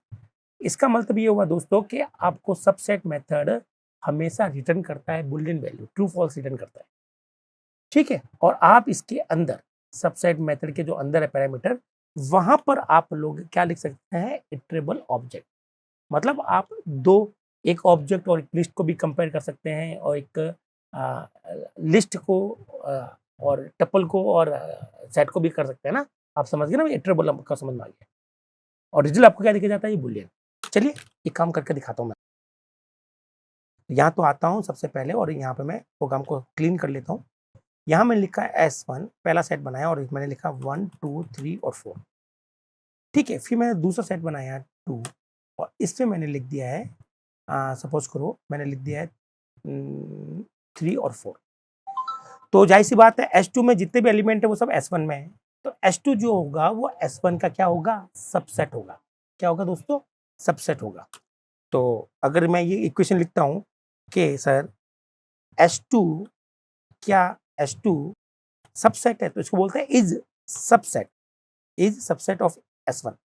तो ये कहेगा हाँ भाई सबसेट है, किसका मतलब है, बी के S2 के सारे एलिमेंट हमारे S1 में है ही है, तो S2 जो होगा वो S1 का क्या होगा, सबसेट होगा। तो इसका जो भी रिजल्ट आएगा ट्रू फॉल्स, उसको मैं ले लेता हूँ R में, क्योंकि ये रिटर्न कर रहा है ना आपको, और फिर इसके बाद हम लोग उसको प्रिंट कर देते हैं। तो दोस्तों जब ये मेथड अप्लाई करते हैं तो कभी भी ओरिजिनल सेट चेंज नहीं होता है, याद रखिएगा, क्योंकि यहाँ पर कुछ चेंजेस कर ही नहीं रहे, हम तो सिर्फ चेक कर रहे हैं। तो यहाँ पर आपको बाकी वाले सेट प्रिंट करने की जरूरत नहीं है, आप बस यहाँ पर ट्रू फॉल्स देख रहे हैं, तो आपको क्या मिल गया, ट्रू। ऐसी बात है क्यों। अब मैं यहाँ पर सपोज करूँ कि यहाँ पर मैं ले लेता हूँ 9। तो देखिएगा 9 में ये S2 में जितने भी एलिमेंट है क्या वो सारे के सारे S1 में, आपको क्वेश्चन नहीं है, क्योंकि 9 तो है ही नहीं इसमें। इसका मतलब S2 जो है वो S1 का सबसेट नहीं है। इस केस में जब इसको रन करता हूं तो आपको क्या मिलेगा, आंसर फॉल्स मिलेगा। क्यों मिल रहा है फॉल्स, क्योंकि S2 के अंदर कुछ एलिमेंट ऐसे भी थे जो इसमें थे नहीं। तो सबसेट का मतलब ये होता है कि इसके सारे एलिमेंट इस वाले सेट में आने चाहिए, तभी हम लोग उसको सबसेट बोलेंगे, नहीं तो सबसेट नहीं बोलेंगे। तो आई होप आपको ये क्लियर हुआ होगा कि सबसेट का लॉजिक क्या है। दोस्तों बिल्कुल इसी का एक रिवर्स टॉपिक और होता है, इसका नाम है सुपरसेट वाला। ठीक है, तो अगला जो मेथड है वो यही है, वो चेक करता है क्या वो उसका सुपरसेट है या नहीं है। ठीक है फ्रेंड्स, तो हम लोग बात करेंगे यहाँ पर सुपरसेट की। तो सुपरसेट बहुत ही आसान है दोस्तों। जैसे मान लेते हैं इसी डायग्राम के अंदर मैं आपको बता देता हूँ कि आपको सुपरसेट कैसे समझना है। पहले तो मैं इसको इरेज कर देता हूँ। ठीक है, ये सब इरेज कर देते हैं। ओके, यहाँ पर ध्यान से देखिएगा, यहाँ पर मैंने कुछ ऐसा लिखा है कि भाई जो ग्रीन वाला ए है, तो ए के सारे एलिमेंट बी में है ये, इसका मतलब ए क्या है, बी का सबसेट है। और इसको अगर मैं उल्टा लिखना चाहूँ दोस्तों, तो मैं ये कह सकता हूँ कि बी जो है, बी इज सुपर सेट है। क्या है, सुपर सेट की स्पेलिंग मैंने पूरी लिखी नहीं है। सुपर सेट है किसका, सुपर सेट ऑफ है ए का। इसका मतलब है कि जो ए में एलिमेंट है वो सब के सब किसमें, बी में। इसका मतलब है कि या तो आप बोले कि ए सबसेट है बी का, या फिर बोले बी जो है वो सुपर है किसका, ए का। तो जस्ट इसका रिवर्स जो होता है वो सुपर सेट वाला काम करता है। आप समझ गए ना, तो दोनों लॉजिक सेम है। ये आपको सबसेट चेक करने के लिए कहता है, और ये आपको सुपर चेक करने के लिए बोलता है। तो इस केस में ये तो है सुपर सेट, और ये जो है ये हमारे पास में क्या है, सबसेट। आई होप आपको ये क्लियर हुआ होगा कि सुपर सेट और सबसेट क्या है। ठीक है, चलिए अब अपने यहाँ पर प्रोग्राम के आते हैं और अंदर बात करते हैं। तो मैं यहाँ पर कुछ एलिमेंट को क्या कर लेता हूँ, कॉमन कर लेता हूँ ऐसे। तो अगर S2 S1 का सबसेट है, इसका मतलब S1 जो है वो S2 का सुपरसेट होगा। वापस ध्यान सुनिएगा, S2 के सारे एलिमेंट S1 में है, तो इसका मतलब S2 जो है वो क्या है, सबसेट है S1 का। इसका मतलब ये भी हुआ, तो इसको मैं ले लेता हूँ R2। ओके, और यहाँ मैं इसका मतलब ये भी कह सकता हूँ कि जो S1 है वो क्या सुपरसेट है। आपको कहोगे सर यस, ये तो सुपरसेट है किसका, S2 का। तो इन दोनों के आंसर ट्रू आएंगे दोस्तों, ये एक दूसरे के रिवर्स चलते हैं। तो मैं यहाँ पर R1 भी प्रिंट करूंगा, सॉरी R और R2, तो R2 प्रिंट किया, तो दोनों का आंसर क्या आएगा, ट्रू आएगा। इसका भी ट्रू है, उसका भी ट्रू है। आप समझ गए ना, तो आप सबसेट वाले कॉन्सेप्ट को हटा सकते हैं, यहाँ पर कोई दिक्कत नहीं है। अगर मैं कहूँ S2 क्या S1 का सुपरसेट है, तो ये कहेगा नहीं भाई, क्योंकि जो सुपरसेट होता है वो बड़ा सेट होता है और सबसेट उसका छोटा सा पार्ट होता है। ठीक है, तो ऐसा अगर आप करेंगे, S2 को सुपरसेट चेक करेंगे S1 के साथ में, तो ये आपको देगा फॉल्स। तो ये बिल्कुल सबसेट जैसे ही होता है, सेम है। इसमें भी हम लोग इटरेबल ऑब्जेक्ट लिखते हैं और हमारा आंसर हमेशा क्या मिलता है, बुलियन मिलता है। तो आई होप आपको ये सबसेट वाला भी क्लियर हो गया। अब बात करते हैं डिसजॉइंट की। ये चेक करता है कि दो सेट आपस में डिसजॉइंट है या नहीं है। अगर दोनों सेट आपस में डिसजॉइंट है तो उस केस में हम लोग लौटाएंगे ट्रू, और अगर दोनों सेट डिसजॉइंट नहीं है उस केस में निकलेगा हमारे पास में फॉल्स। मतलब कहने का मतलब है कि जब आप इसको लगाएंगे मेथड को तो आपके पास हमेशा क्या मिलेगी, एक बुलियन वैल्यू मिलेगी, ट्रू फॉल्स आपको मिलेंगे। और वहीं अगर मैं इसके अंदर पैरामीटर की बात करूँ, जैसे पैरामीटर क्या होंगे, तो पैरामीटर आपका सेट के अलावा कुछ और भी ले सकते हो जो कि एक इटरेबल होना चाहिए, लिस्ट, टपल, एक्सेट्रा एक्सेट्रा। तो अब क्वेश्चन ये समझते हैं कि सर दो सेट डिसजॉइंट है या नहीं है, ये कैसे पता चलता है, इसका लॉजिक क्या है। तो चलते हैं व्हाइट बोर्ड पर और बात करते हैं यहाँ पर डिसजॉइंट का क्या कॉन्सेप्ट है। तो दोस्तों अगर कोई सेट ए जिसमें 1 2 3 4 है और एक सेट में ले लेता हूँ बी जिसमें मेरे पास 5 6 7 8 है, तो मैं आपको पूछ रहा हूँ क्या इसमें कोई कॉमन है, आपको सर नहीं, इसमें तो एक भी चीज कॉमन नहीं है। तो ऐसे कोई सेट जिसमें एक भी एलिमेंट कॉमन नहीं है तो वो दोनों सेट क्या कहलाते हैं, डिसजॉइंट कहलाते हैं। क्या कहलाते हैं, डिसजॉइंट। और वहीं अगर मैं बात करूं दोस्तों ए और बी के बीच में, और मैं बात करना चाहूंगा यहाँ पर एक और ले लेता हूँ, मैं सपोज करो रेड कलर का सी ले लेता हूँ। ठीक है, ये ले ले सी। तो सी में मेरे पास 3 4 भी है और मेरे पास में सपोज करो कि 11 और 12 भी है। तो सी में आपके पास 3 4 और 11 12 ये 4 है। तो इसका मतलब है ए और बी ये तो होंगे डिसजॉइंट। क्या होंगे, डिसजॉइंट होंगे। ठीक है, तो मैं यहाँ पर थोड़ा सा ए और बी के बीच रिलेशनशिप बताऊंगा और ए और सी के बीच रिलेशनशिप बताऊंगा। क्योंकि ए और बी में कोई भी कॉमन एलिमेंट नहीं है तो ये तो डिसजॉइंट है। ठीक है, तो मैं कहूंगा यस, ये क्या है, डिसजॉइंट। डीजे में लिखता हूँ शॉर्ट में। और ये क्या रहेंगे, ए और सी में क्या कुछ एलिमेंट कॉमन है, आप कहेंगे सर यस कॉमन है, तो ये डिसजॉइंट नहीं है, तो इसको हम लोग कहेंगे नॉन डिसजॉइंट। आप समझ गए मेरी बात। चलिए अब इस चीज को हम लोग वेरीफाई करते हैं कि ये डिसजॉइंट है या नहीं है। इसका मतलब ये है कि हमें डिसजॉइंट ऑपरेशन लेना पड़ेगा। कैसे करेंगे वो, तो मैं लिखूंगा A dot is disjoint, disjoint B. क्या ए बी से डिसजॉइंट है, आप कहेंगे यस, ट्रू आएगा सर इसका आंसर। और वहीं अगर मैं ए और सी को चेक करूं कि ए इज डिसजॉइंट, डिसजॉइंट सी, तो आप कहेंगे सर नो, फॉल्स। क्योंकि सर ए और बी में कुछ, ए और सी में कुछ कॉमन है तो ये डिसजॉइंट तो हो ही नहीं सकते। चलिए ये काम मैं आपको करके दिखाता हूँ, प्रोग्राम के थ्रू भी आपको क्लियर हो जाएगा। मान लेता हूँ हमारे पास में यहाँ पर 3 सेट है। ए है जिसमें आपके पास 1 2 3 4 है, बी है जिसमें आपके पास में मैंने क्या लिया है 5 6 7 8। तो यहाँ पर मैं लिखूंगा 5 6 7 और 8। ठीक है, एक सी भी ले लेता हूँ मैं यहाँ पर, और सी में मैंने क्या क्या एलिमेंट लिखे हैं 3 4 11 12। तो यहाँ लिखा हुआ है 3 4 11 12। ठीक है, चलिए, और ये हमेशा ट्रू फॉल्स देके जाता है हमें, तो हमें यहाँ पर चाहिए होगा रिजल्ट। एक तो R1 ले लेता हूँ और एक R2 ले लेता हूँ। ठीक है, R1 और R2। पहले तो मैं R1 के साथ चेक करता हूँ कि ए क्या डिसजॉइंट है, इज डिसजॉइंट किसका, किसका, बी के साथ में। और सेम चीज मैं यहाँ पर लिखना चाहूंगा R2 के लिए भी, इक्वल ये वाली, और यहाँ पर मैं सी की चेक कर रहा हूँ। तो देखिए दोस्तों ए और बी में कोई भी एलिमेंट कॉमन नहीं है, तो R1 का आंसर होगा ट्रू, और ए और सी में कुछ एलिमेंट कॉमन है तो इसका आंसर होगा फॉल्स। ठीक है, तो हम लोग दोनों को प्रिंट करा के देख लेते हैं। इसको कॉपी करेंगे, इसको यहाँ पे पेस्ट कर देंगे। एक में हमने प्रिंट कराया R1 और एक में कराया R2।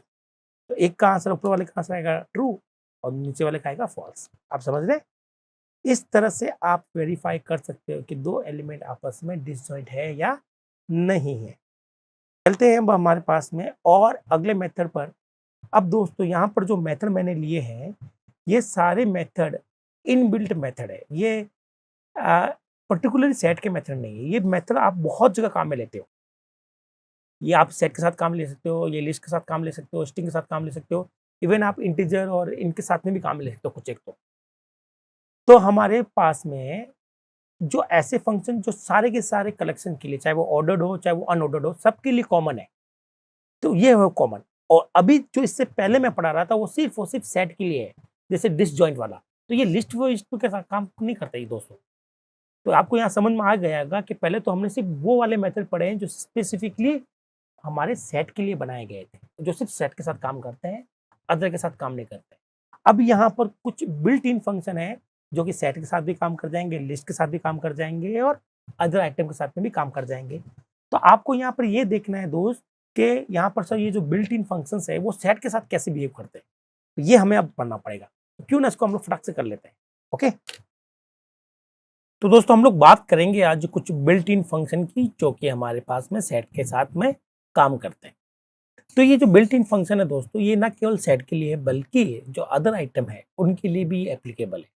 तो इससे पहले तो हमने वो किया था जिसमें हमारे पास में सिर्फ और सिर्फ ऐसे मेथड पढ़े थे जो सिर्फ सेट के साथ एप्लीकेबल हो। लेकिन दोस्तों ये जनरल मेथड है पाइथन के जो कि सेट के साथ भी एप्लीकेबल होते हैं और अदर आइटम लाइक लिस्ट वगैरह उनके साथ भी ये एप्लीकेबल होते हैं। तो समझते हैं कि सेट इनके साथ में कैसे बिहेव करेगा। तो सबसे पहले समझेंगे ऑल। ठीक है, तो ऑल जो मेथड है जब आप इसके अंदर लिखेंगे कोई भी सेट, तो ये आपको हमेशा एक बुलियन रिटर्न करता है, ट्रू या फॉल्स। और ट्रू किस केस में रिटर्न करता है? ये कहता है कि अगर सारे एलिमेंट हमारे ट्रू है तो ये ट्रू कर देगा, चाहे वो एम्प्टी भी क्यों ना हो, तो उस केस में ट्रू आएगा। लेकिन अगर आपके किसी भी सेट में एक भी आइटम अगर फॉल्स हो गया तो ये आपको दे देगा फॉल्स। चलिए मैं इसको आपको करके दिखाता हूँ ये कैसे काम करता है। तो सबसे पहले मैं यहाँ पे एक सेट लेना चाहूंगा, सेट एस। तो एस में मैं कुछ एलिमेंट डाल देता हूँ। मान लीजिए कि मैंने एलिमेंट डाले 1, ठीक है, 2, और मैं मिक्स भी कर रहा हूँ एलिमेंट, जैसे कि मैंने डाल दिया हेलो, ठीक है, और यहाँ पे मैंने डाल दिया ट्रू। तो हमारा ये जो सेट है ये बड़ा मिक्स वाला सेट हो गया। ठीक है, इसमें अलग अलग टाइप के डेटा है, हेटेरोजेनियस सेट बना दिया। चलिए अब मैं चाहता हूँ कि आप इसके साथ में ऑल लगाएं। तो दोस्तों ऑल आपको हमेशा क्या रिटर्न करता है? True false.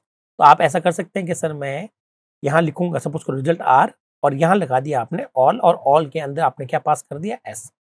तो ये एस में चेक करेगा कि सारे के सारे एलिमेंट क्या होने चाहिए? ट्रू होने चाहिए, तभी ये आपको ट्रू देगा, अदरवाइज ये आपको फॉल्स दे देगा। तो जो भी रिजल्ट देगा ट्रू या फॉल्स वो हमारे आर में आ जाएगा। और अब हम लोग क्या करेंगे? आर को प्रिंट कर देंगे। क्या कर देंगे? आर को प्रिंट कर देंगे। आप चाहें तो सीधा प्रिंट के अंदर भी आप ऑल लिख सकते थे, क्योंकि वहां से भी रिटर्न करने जो भी ऑल रिटर्न कर रहा है वो हम लोग आर में डाल रहे हैं और आर की वैल्यू हम लोग प्रिंट में लिख रहे हैं। तो आप डायरेक्टली वहां लिख सकते थे, कोई दिक्कत नहीं है, एक ही चीज है। तो देखिए दोस्तों आपको ये दे रहा ट्रू, इसका मतलब ये सारे के सारे एलिमेंट क्या है? ट्रू। अगर इसमें से एक भी एलिमेंट फॉल्स हो गया तो फॉल्स कैसे हो सकता है ये मैं आपको बताऊं। या तो आप यहाँ पर लिख दे फॉल्स, तो अगर एक भी एलिमेंट फॉल्स हो गया तो आपको ये क्या दे देगा? फॉल्स। इसका मतलब ऑल ये चेक करता है कि ऑल मस्ट बी ट्रू। तो ऑल को कैसे याद रखना है? तो ऑल को याद रखने का तरीका मैं आपको यहाँ बता देता हूँ व्हाइट बोर्ड पर। तो ऑल के लिए आपको यहाँ पर हम लोग लिखेंगे ऑल का मतलब है ऑल, ठीक है, मस्ट बी ट्रू। कहने का मतलब है जितने भी आइटम है सबके सब ट्रू होना जरूरी है। आपको क्या सर ठीक है, मान लेते हैं कि यहाँ पर ये जो आइटम सारे के साथ ट्रू होना जरूरी है, तो क्या सर ये फॉल्स ही है जो फॉल्स होता है? नहीं दोस्तों, ऐसा नहीं है। मान लेते हैं कि आपने यहाँ एक भी आइटम नहीं लिखा तो भी ये आपका क्या देगा? ट्रू देगा। ठीक है, तो अभी तो ये सेट तो है नहीं, सेट बनाने के लिए हम लोग एम्प्टी सेट बना के देखते हैं और फिर देखते हैं कि एम्प्टी सेट के लिए क्या दे रहा है? ये ट्रू दे रहा है। तो आप कहेंगे सर ये फॉल्स कब देगा? फॉल्स कब देगा? जब इसमें कोई भी चीज फॉल्स हो। अब कोई भी चीज फॉल्स कैसे हो सकती है? जैसे कि मैंने यहाँ पे लिखा सपोज करो 0, ठीक है, तो 0 जो है दोस्तों, 0 और 1 लिखा, 0,1, दो एलिमेंट मैंने यहाँ पे ले लिए, ठीक है, 0,1। तो ये चेक करता है कि 0 एक वैल्यू है। देखो आप यहाँ पर कह रहे हैं set expected 1। Okay okay okay, हमें यहाँ पर सेट इस तरह से बनाना है, ठीक है। यहाँ पर मैंने ले लिया 0, यहाँ ले लिया मैंने 1, दो एलिमेंट ले लिए दोस्तों। तो आपको कोई सर ये तो फॉल्स कैसे हो गया? फॉल्स ये हुआ कि आपको एक सिद्धांत बता देता हूं मैं। अगर कोई आपके पास इंटीजर है, ठीक है, इंटीजर है, चाहे वो पॉजिटिव हो चाहे वो नेगेटिव हो, ठीक है, वो हमेशा क्या माना जाएगा? ट्रू माना जाएगा। क्या माना जाएगा? ट्रू। और अगर आपके पास 0 है तो वो क्या माना जाएगा दोस्तों? 0 मतलब फॉल्स माना जाएगा। क्या माना जाएगा? फॉल्स। तो क्योंकि जब आप यहाँ पर देखा तो आपका एक एलिमेंट क्या था? 0 था, तो 0 को ये समझ लेता है फॉल्स। तो ये हर एलिमेंट को ये चेक करता है वो एलिमेंट ट्रू फॉल्स है या नहीं है। तो ट्रू फॉल्स अगर आपको दिख रहे हैं तब तो बहुत ही सिंपल क्वेश्चन है। लेकिन कुछ क्वेश्चन ऐसे भी होंगे जहां आपको ट्रू फॉल्स दिख नहीं होंगे। तो आपको ये समझना है कि सर यहाँ पे लिखा हुआ है -10, ठीक है, -10 लिखा हुआ है और यहाँ पे मैं लिख देता हूँ 23। तो आप कहेंगे सर 23 जो है वो ट्रू मानेंगे, इसको भी ट्रू मानेंगे, लेकिन ये जो 0 है वो फॉल्स हो गया, क्योंकि ऑल के अंदर एक भी फॉल्स आता है तो आंसर वो क्या देता है? फॉल्स देता है। तो अगर आप इसको यहाँ पर कर दें 10, तो दोस्तों 10 भी क्या है? पॉजिटिव नंबर है, ये भी ट्रू होगा, ये भी ट्रू है और ये भी ट्रू, तो सब कुछ ट्रू है, तब आंसर क्या आ रहा है? ट्रू आ रहा है। देखिएगा आपको आंसर आपको ट्रू मिलेगा। और अगर इसमें से ये चीज मैं कर दूं 0, तो 0 का मतलब फॉल्स होता है। इसका मतलब वो हर आइटम को चेक करता है और चेक करता है कि उसको 0 फॉल्स में मतलब ट्रू फॉल्स में बदलना है। और ट्रू फॉल्स में कैसे बदलता है? वो आपका एक रूल तो ये हो गया। दूसरा, यह बात केवल इंटीजर की नहीं दोस्तों, अगर मैं फ्लोट की बात करूं तो फ्लोट भी अगर कोई भी पॉजिटिव नेगेटिव फ्लोट है तो उसको तो मानेंगे ट्रू, और 0 फ्लोट है या फिर 0.0 जो फ्लोट है उसको मानेंगे फॉल्स। चलिए अभी ये ट्रू आ रहा है क्योंकि सब कुछ ट्रू हो रहा है हमारे पास में, और हम लोग यहाँ पर पॉइंट वाली वैल्यू लेते हैं। जैसे मैंने ले लिया 2.5, ठीक है, इसको भी मैं पॉइंट वाली वैल्यू ले लेता हूँ 1.0, इसको भी लेता हूँ 2.3, तो सब कुछ ट्रू है, तो ये आपको हमेशा आंसर ट्रू देगा।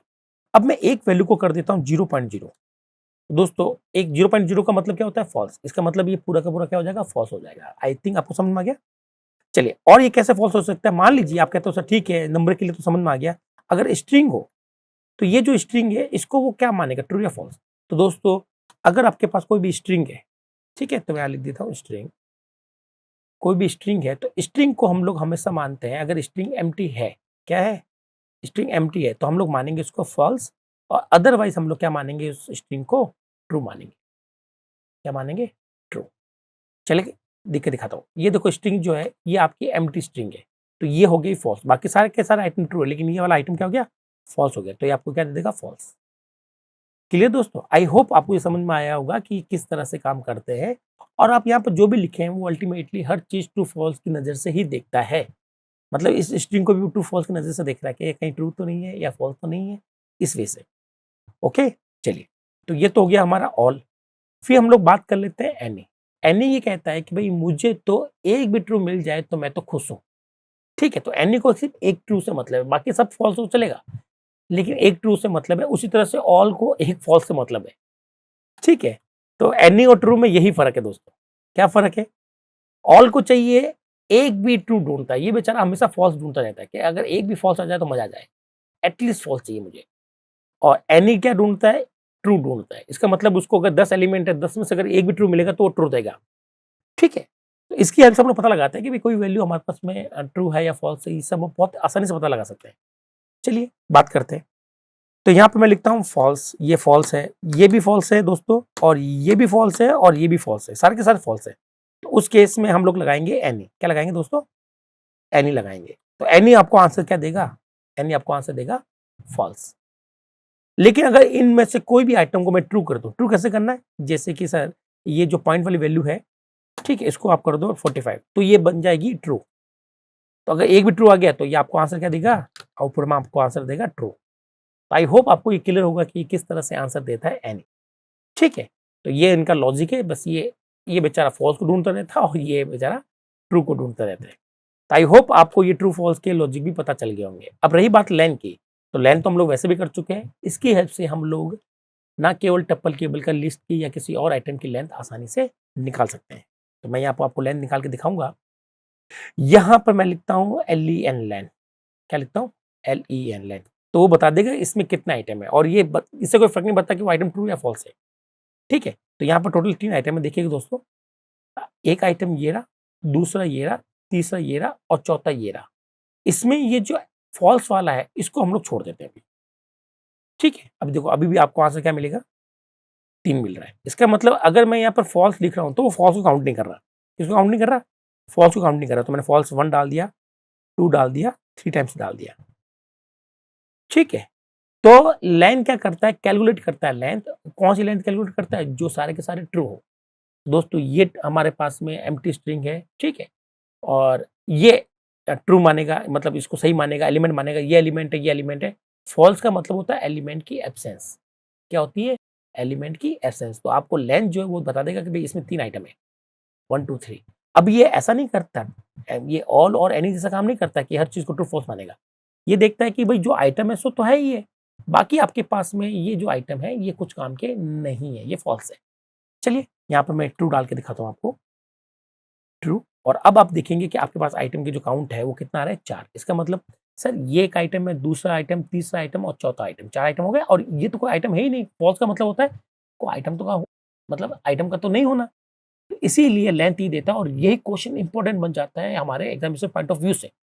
जब इसकी लेंथ पूछी जाती है तो स्टूडेंट हमेशा कहते हैं कि सर इसकी जो लेंथ है, वो जनरली मैं जब इनसे पूछता हूँ तो कहते हैं सर 1 है, 2 है, 3 है, 4 है, 5 और 6 है। नहीं दोस्तों, इसकी जो लेंथ है ये हमारे कहेंगे भाई कितने एलिमेंट है जो सही है। तो जैसे एक तो ये स्ट्रिंग हो गया, तो ये नहीं देखता स्ट्रिंग ट्रू है या फॉल्स, ये नहीं देखना है, सीधे देखना है। ये हमारे पास में क्या है? 0, तो 0 भी एक एलिमेंट है, 45 एक एलिमेंट है, और ट्रू एक एलिमेंट है। तो वो फॉल्स को एलिमेंट नहीं मानता। इसीलिए जब कभी भी किसी के अंदर आपके पास फॉल्स आ जाए तो आप समझ लिए कि लेंथ हमारा कैलकुलेट नहीं करना है। ठीक है, तो यहाँ पर मैं कुछ भी लिख दूँ, आपको बस ये देखना है कि सर ये जो फॉल्स वाला है उसको काउंट नहीं करेंगे हम लोग। तो काउंट होगा 1 2 3 और ये 4 वाला, सिर्फ 4 चीज़ काउंट होगी और आपको 4 आंसर इसी वजह से मिल रहा है। तो लेन सब लोग जानते हैं, लेकिन लेन क्या आंसर कब देता है, बहुत ही कम लोग जानते हैं। ये वाला जो क्वेश्चन है दोस्तों कैंपस में बहुत बार आता है। बड़े-बड़े क्वेश्चन्स, बड़े-बड़े प्रैक्टिकल में ये क्वेश्चन पूछे जाते हैं, बड़ी-बड़ी कंपनीज़ में ये क्वेश्चन पूछे जाते हैं। इसको थोड़ा-सा फोकस करना है, ये इंपॉर्टेंट कॉन्सेप्ट है। ठीक है? तो लेन आपको लगता है किसी भी लेन निकाल के देता है तो ये गलत है। आपको समझना पड़ेगा कि लेंथ आपको क्या निकाल के देता है। तो ये काफ़ी इंपॉर्टेंट हो जाता है, तो मैं यहाँ आगे इंपॉर्टेंट लिखता हूँ क्योंकि यहाँ सबसे ज़्यादा लोग गलती करते हैं। उनको लगता है सर काउंट ही तो करना है, अंदर कितने एलिमेंट है। नहीं दोस्तों, काउंट नहीं करना है। ये भी चेक करना है कहीं फॉल्स तो नहीं है अंदर। ठीक है? कौन सा फॉल्स? वो कांस्टेंट वाला फॉल्स जिसको हम लोग कहते हैं कीवर्ड, FALSE तो नहीं है कहीं अंदर। अगर है तो उसको छोड़ना पड़ेगा। फिर बात करते हैं मैक्स। अब ये तो बड़ा ईज़ी है, मैक्स बहुत ईज़ी क्योंकि मैक्स का मतलब है मैक्सिमम नंबर देना, मैक्सिमम एलिमेंट देना। तो जब भी आप इसको लगाएँगे तो ये इसमें से मैक्सिमम एलिमेंट आपको दे देगा। चलिए मैं दिखाता हूँ, जैसे 1 ले लिया, 23 ले लिया, 4 ले लिया, 5 ले लिया और अब हम लोग लगाते हैं यहाँ पर मैक्स, MAX मैक्स और ये हमें दे देगा 23। Yes no? तो ये हमें 23 देगा। आपको लगता है ये तो बहुत आसान है सर, जो मैक्सिमम है वो देखना है। लेकिन दोस्तों, अब हम लोग बात करेंगे, थोड़ा-सा इसको और डीप में लेके जाऊँगा मैं और यहाँ पर गहराई से बात करना चाहूँगा। अब मैं पूछता हूँ कि कौन बड़ा है, ठीक है? जैसे कि मैंने दे दिया, एक तो दे दिया यहाँ पर हाय, ओके, एक मैंने दे दिया है, अब बड़ा कौन है बताइए? अब आप बड़े कन्फ्यूज़ हैं कि सर ये तो बड़ा एच वाला तो बड़ा होना चाहिए, छोटे एच वाला छोटा होना चाहिए या फिर एरर आनी चाहिए। यही पॉसिबिलिटी आपको लग रहा है, कुछ और लग रहा है तो वो भी सोच लीजिएगा। चलिए मैं इसको चला के दिखाता हूँ और मैं आपको आंसर देता हूँ, उसका ऐसा आंसर क्यों आ रहा है। ये हाई क्यों आया? दोस्तों होता क्या, आपको मैंने बताया था कि हमारे पास में चलते हैं और हम लोग बात करते हैं कैरेक्टर की। तो स्ट्रिंग क्या है? String is a set of character. अब कैरेक्टर जो भी है हमारे पास, जैसे कि कैपिटल ए हो गया, कैपिटल बी हो गया, स्मॉल ए, स्मॉल बी, हमारे पास बहुत से कैरेक्टर होते हैं। तो हर कैरेक्टर के पीछे एक यूनिकोड होता है ना भाई? जिसे या तो मान लो डेसिमल कोड होता है या ऑक्ट फॉर्म में होता है या डेसिमल फॉर्म में होता है, कोई भी फॉर्म में लिखिए, चाहे आप इसकी बाइनरी फॉर्म लिख दें। लेकिन एक के पीछे एक्चुअली में एक नंबर छुपा हुआ है जिसका वो है 65।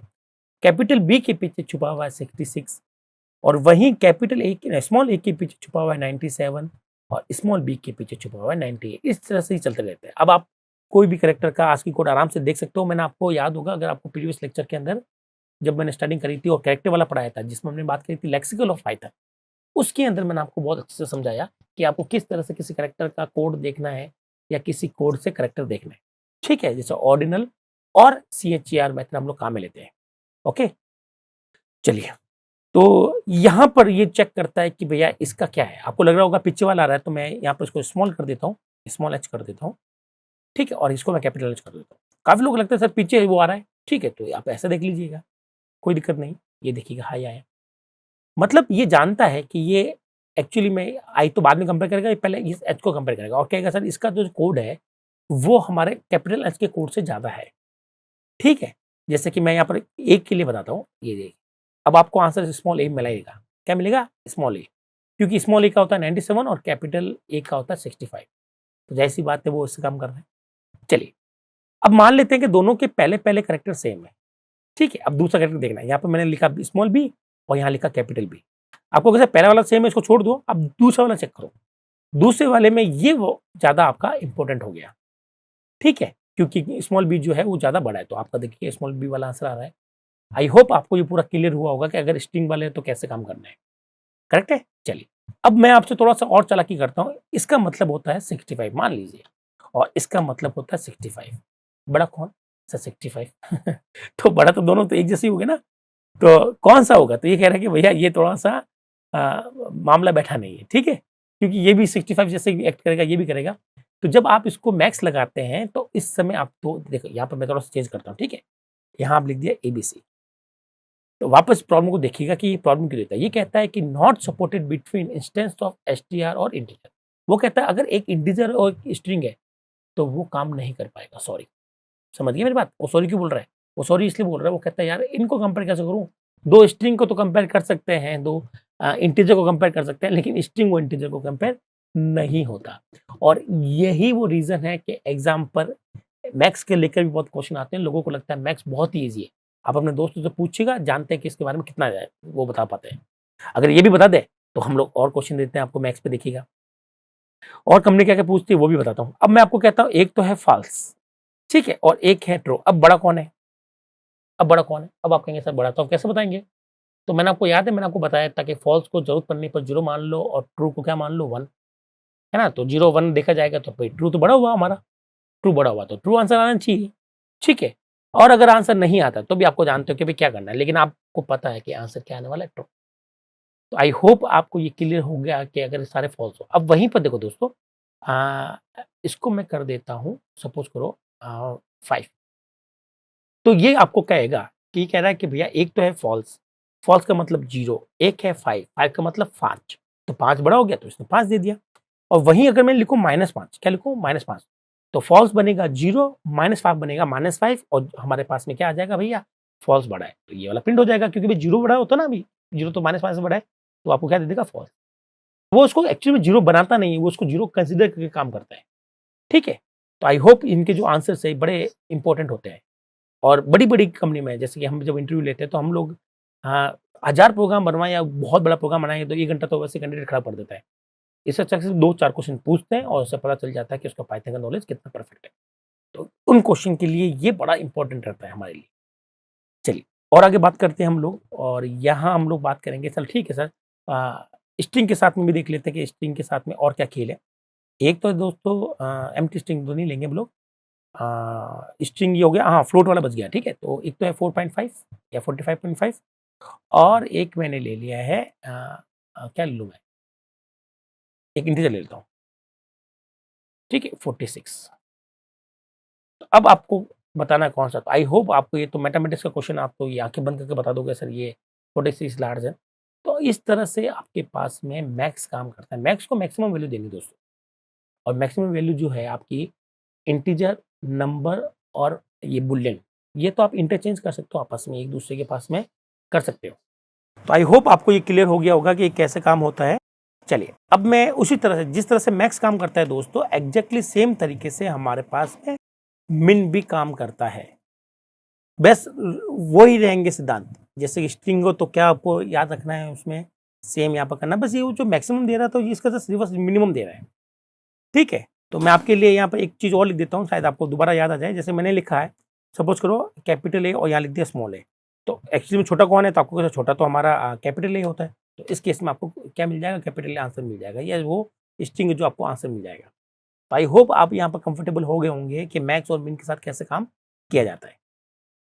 तो मैक्स भी कर लिया, मीन भी कर लिया, अब हम लोग बात करते हैं दोस्तों सॉर्टेड की, ठीक है। तो आप कहेंगे सर सॉर्टेड में क्या बड़ा है, ये तो फटाफट कर देता है शॉर्ट, बिल्कुल सही बात है, ये शॉर्ट कर देगा। चलिए सॉर्टिंग करके देखें हम लोग। तो शॉर्टिंग के लिए मैंने यहाँ पे दिया 23, 12, है ना, कोई भी रैंडमली नंबर दे रहा हूँ मैं ऐसे। अब मैं क्या करता हूँ, इस पर लगाता हूँ शॉर्टेड, क्या लगाता हूँ, शॉर्टेड। पहले तो शॉर्ट लगाते हैं, तो यहाँ पर हम लोग करेंगे दोस्तों, तो ये आ गई शॉर्ट इज नॉट डिफाइंड। मैं ये ऐसा क्यों लिख रहा था, मैं इसलिए लिख रहा था दोस्तों कि कोई टाइम था जब हमारे पास शॉर्ट नाम का मेथड हुआ करता था, ठीक है, पुराने पाइथन के वर्जन में। तो अगर आप अभी भी इसको अप्लाई कर रहे हैं तो आप समझ लीजिएगा वो गलत है, ठीक है। तो आपको यहाँ पर शॉर्ट की जगह लिखना पड़ेगा शॉर्टेड। क्या लिखना पड़ेगा दोस्तों, शॉर्टेड लिखना पड़ेगा। तो वो क्या करेगा, इन सारे एलिमेंट को अरेंज कर दिखाएगा। तो आपको ठीक है सर ये बढ़ते हुए क्रम में आ जाएगा, कोई दिक्कत ही नहीं है यहाँ पर, ठीक है। देखो दिक्कत है, ध्यान से देखो। तो आपने इसमें क्या सप्लाई किया था, आपने कहा सर सप्लाई तो मैंने सेट किया था, और आपको मिल क्या रहा है दोस्तों, लिस्ट मिल रही है। ध्यान से देखो क्या मिल रहा है आपको, लिस्ट मिल रही है। इसका मतलब आर जो है वो एक लिस्ट बन गई है। अगर आपको बिलीव नहीं होता मेरा, तो मैं आपको बिलीव कराने के लिए इसका टाइप भी प्रिंट करूंगा। काफी लोग ये देखते नहीं है और वो सीधा शॉर्टेड कर देते, कहते हैं सर शॉर्टेड तो हमारा आंसर शॉर्ट होकर आ जाएगा। अरे शॉर्ट होकर आ जाएगा, लेकिन आएगा किस फॉर्म में, लिस्ट की फॉर्म आ रहा है, ओके। और लिस्ट की फॉर्म में आया तो मामला सारा गड़बड़ हो जाएगा, क्योंकि वो कॉन्सेप्ट भी बदल गया। लिस्ट पर अलग काम चलते हैं, सेट पर अलग काम होते हैं, लिस्ट पर अलग काम होते हैं। तो ये कहीं आपको दिक्कत ना दे दे, तो अगली बार शॉर्टेड को प्रिंट करने के बाद में जो आपको मिल रहा है दोस्तों, वो एक लिस्ट है। तो आपको कहोगे सर ये लिस्ट है तो मैं इसको फिर सेट में कैसे करूँ, ठीक है। तो मैं आप ऐसा कर सकता हूँ कि आप इसको दोबारा एस लिखें, और एस में यहाँ पर लिखें सेट, सेट मेथड, और उसमें वापस आर को सप्लाई कर दें। तो सेट था, सॉर्टेड काम करने के बाद में क्या कर देगा, उसको उसको वो कर देगा हमारे पास में क्या, लिस्ट बना देगा। उस लिस्ट को हमने वापस सेट बना दिया। अब हम लोग सेट एस को देखते हैं, ठीक है, और चाहे तो एस का टाइप भी देख लेते हैं कि सब इस बार एस में क्या आया। तो एस में देखो दोस्तों, आपके पास में अगेन जैसे ही आप एस देखोगे तो ये वापस जब ये इस सॉर्टेड से वापस जब इसको सेट बनाएंगे तो सेट क्या होता है, अनऑर्डर्ड। अनऑर्डर्ड का मतलब है वो सॉर्टेड रहा ही नहीं। तो कहने का मतलब ये है कि सॉर्टेड जो है काम करने के बाद में आपको देके जाता है शॉर्टेड आंसर बढ़ते हुए क्रम में, लेकिन वो देगा आपको लिस्ट। क्योंकि अगर आपको लिस्ट चाहिए तो अच्छी बात है, कोई दिक्कत नहीं है। लेकिन आप कहते हो सर मैंने तो सेट डाला था, मुझे सेट चाहिए, तो वापस उस लिस्ट को जब सेट बनाएंगे दोबारा, ये देखिए यहाँ पर आर एक लिस्ट बन चुकी है, उस आर को वापस मैं सेट बना रहा हूँ। पर जैसे सेट बनाएंगे तो सेट वापस क्या हो जाएगा, अनऑर्डर हो जाएगा और आपका यहाँ पर शॉर्टिंग काम ही नहीं करेगा। इसका मतलब ये होगा कि ये आपको सॉर्टेड जब आपने यहाँ पर सेट डाला तो आपको ये सेट इस वजह से नहीं दे रहा है क्योंकि सेट ऑर्डर्ड होता ही नहीं है। क्योंकि अगर ऑर्डर्ड नहीं होगा सेट तब तो फिर शॉर्ट करेंगे क्या, ठीक है। तो यही वो रीजन था जिसकी वजह से शॉर्टेड आपको लिस्ट देता है। क्या देता है दोस्तों, लिस्ट देता है। यहाँ पर देखिएगा आप, ये आपको लिस्ट इसी वजह से देता है क्योंकि लिस्ट को ही शॉर्ट कर सकते हैं, हम कभी भी सेट को शॉर्ट नहीं कर सकते। याद रखिएगा इस चीज को, क्योंकि सेट तो अनऑर्डर्ड है, वो तो हमेशा जितनी बार चलेगा उतनी बार अलग बिहेव करेगा, ठीक है। तो आपको जैसे शॉर्ट होकर मिल रहा है तो जाहिर सी बात है वो लिस्ट की फॉर्म में आपको देगा, सेट की फॉर्म में नहीं देता है। इंटरव्यू में ये क्वेश्चन मैं जनरली पूछता हूँ कि भाई क्या सेट को शॉर्ट किया जा सकता है, स्टूडेंट कहते हैं हाँ, लेकिन ध्यान से देखें सेट को शॉर्ट नहीं किया जा सकता। आप बस ये कर रहे हो कि सेट को शॉर्ट में डाला और शॉर्ट ने क्या कर दिया, पहले तो उसकी लिस्ट बनाई और फिर उसके बाद अरेंज किया और आपको लिस्ट की फॉर्म में दिखा रहा है, सेट तो वापस मिल ही नहीं रहा है। और जैसे अगर आपने सेट बनाओगे तो वो आपका ऑर्डर्ड बिगड़ जाएगा। तो आई होप आपको ये क्लियर हुआ होगा कि शॉर्टेड काम कैसे करता है और इसका जो रिजल्ट आता है उस पर थोड़ा सा फोकस रखना होता है आप लोगों को, ठीक है। चलिए अब हम लोग बात करते हैं सम की। अब सम जाहिर सी बात है कि सारे एलिमेंट का क्या कर देगा, सम कर देगा। हाँ दोस्तों, उससे पहले मैं आपको थोड़ा सा और यहाँ पर डिटेल में बताऊंगा। मान लेते हैं कि हमारे पास में स्ट्रिंग्स है, क्या है स्ट्रिंग, जैसे कि एक स्ट्रिंग मैंने दे दी है ए और एक मैंने दे दी स्मॉल ए, ओके, और एक मैंने दे दी सपोज करो कैपिटल ए। मैं एक एक लेटर ले रहा हूँ दोस्तों, या कैपिटल बी ले लिया, ठीक है। तो जाहिर सी बात है कि हमें यहाँ पर वापस आर को ही देखना चाहिए क्योंकि शॉर्ट करेंगे तो आपको हमेशा आर ही मिलेगा, लिस्ट ही मिलेगी दोस्तों, याद रखिएगा। साथ साथ मैं आपको टाइप भी बताता रहता हूँ यहाँ पर। चलिए, तो ये जो शॉर्ट करेगा तो पहले लिस्ट बनेगी, फिर लिस्ट को शॉर्ट करेगा और फिर आपको लिस्ट शो कर रहा है। तो आप देख रहे हैं लिस्ट, आपके वैसे लिस्ट कैसे है, देखिए भाई इसका ब्रैकेट देख लीजिए, और ब्रैकेट से भी समझ में नहीं आ रहा है तो आप इसका टाइप देख लीजिए। ये आपका आगे लिस्ट, और जो ए है ये 65 है, ये 66 है, और ये क्या है हमारे पास में 97। तो इसके अकॉर्डिंग ये अरेंज होंगे। तो आई होप आपको क्लियर हो गया होगा कि किस तरह से काम करते हैं। चलिए, और अगर आपके पास कोई मिक्स मैच वैल्यू आ गई, जैसे कि मान लीजिए मेरे पास में यहाँ पर आ गया है, सपोज कीजिए कि मेरे पास में यहाँ है 33। अब आप लोग जानते हो कि इसका आंसर क्या आएगा भाई, इसका आंसर क्या आएगा कि एक तो हमारे पास में इंटीजर है और एक हमारे पास स्ट्रिंग है। तो ना तो हम लोग मैक्स निकाल सकते हैं, ना ही हम लोग मिन निकाल सकते हैं, और ना ही हम लोग शॉर्ट कर सकते हैं दोस्तों। तो या तो आप इंटीजर और इंटीजर और फ्लोट हम ले सकते हैं, ठीक है। इंटीजर फ्लोट ले लीजिए, कहीं दिक्कत नहीं आएगी। जैसे मैं इंटीजर और फ्लोट आपको लेके दिखाता हूँ, क्योंकि दोनों अल्टीमेटली नंबर ही है, दोनों नंबर ही है आपके पास में, ठीक है भाई, उसको घबराने की जरूरत नहीं है। तो मैंने कुछ फ्लोट लिए, कुछ इंटीजर लिए, और जब आप आउटपुट देखेंगे तो आपको आउटपुट में शॉर्टेड मिलेगा, लेकिन स्ट्रिंग के साथ मत कर दीजिएगा। चलिए, आपके ठीक है, और ट्रू फॉल्स, चलो ट्रू फॉल्स मैं आपको बता देता हूँ। आपने यहाँ पे लिखा ट्रू और यहाँ आपने लिख दिया फॉल्स, ठीक है। फॉल्स की स्पेलिंग सही कर देता हूँ, और यहाँ पे मैं लिख देता हूँ 1 और एक एलिमेंट 0 भी डाल देता हूँ यहाँ पर। तो ये डाल दिया 1 और ये डाल दिया 0। चलो इसको शॉर्ट करते हैं हम लोग। जब शॉर्ट करेंगे दोस्तों तो सबसे छोटा क्या है हमारे पास, 0। तो 0 सबसे पहले आ गया फॉल्स, फिर आएगा ये हमारे पास में 0। तो 0 कहाँ गया भाई, हाँ ये 0 देखो। अब आपको सर 0 कहाँ गया, 0 इसलिए गया बेटा क्योंकि ये भी फॉल्स भी क्या है 0 है, ये भी क्या है 0, और डुप्लीकेट ये होने देगा नहीं, इसको हमें हटाना पड़ेगा, समझ गए ना आप, वो हटा देगा डुप्लीकेट। फिर यहाँ पर आंसर आया 88। तो आपने कहा सर ये तो समझ में आया, फिर आया ट्रू।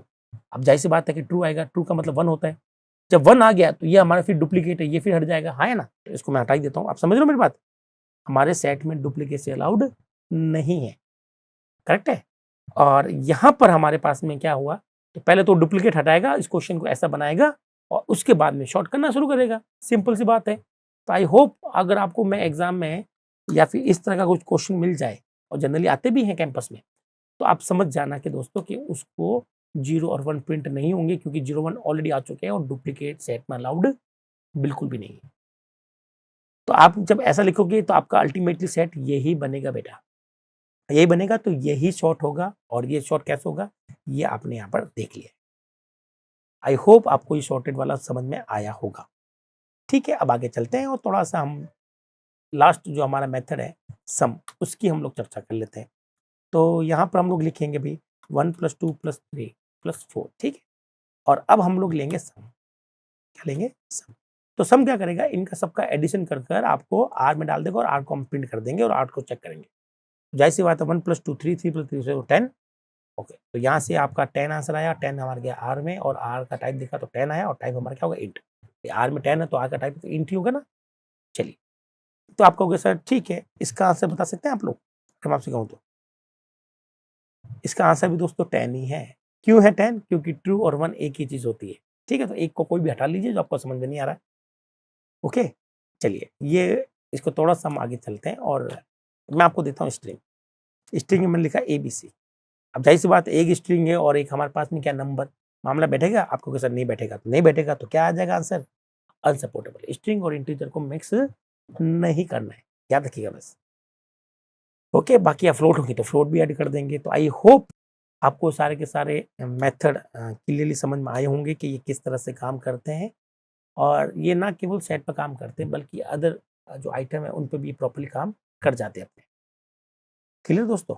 चलिए, तो इस वीडियो में हम लोग केवल इतनी ही बात करेंगे और आने वाले वीडियो में और थोड़ा सा छोटा सा टॉपिक और बचा हुआ है सेट का, उसकी हम लोग चर्चा करेंगे और हम आपको बताएंगे कि और इम्पोर्टेंट चीज़ क्या हो सकती है पॉइंट ऑफ इंटरव्यू के पॉइंट ऑफ व्यू से या फिर आपके पाइथन के करियर के पॉइंट ऑफ व्यू से। इस वीडियो में इतना ही, जल्दी मिलते हैं नेक्स्ट वीडियो में, तब तक के लिए थैंक यू।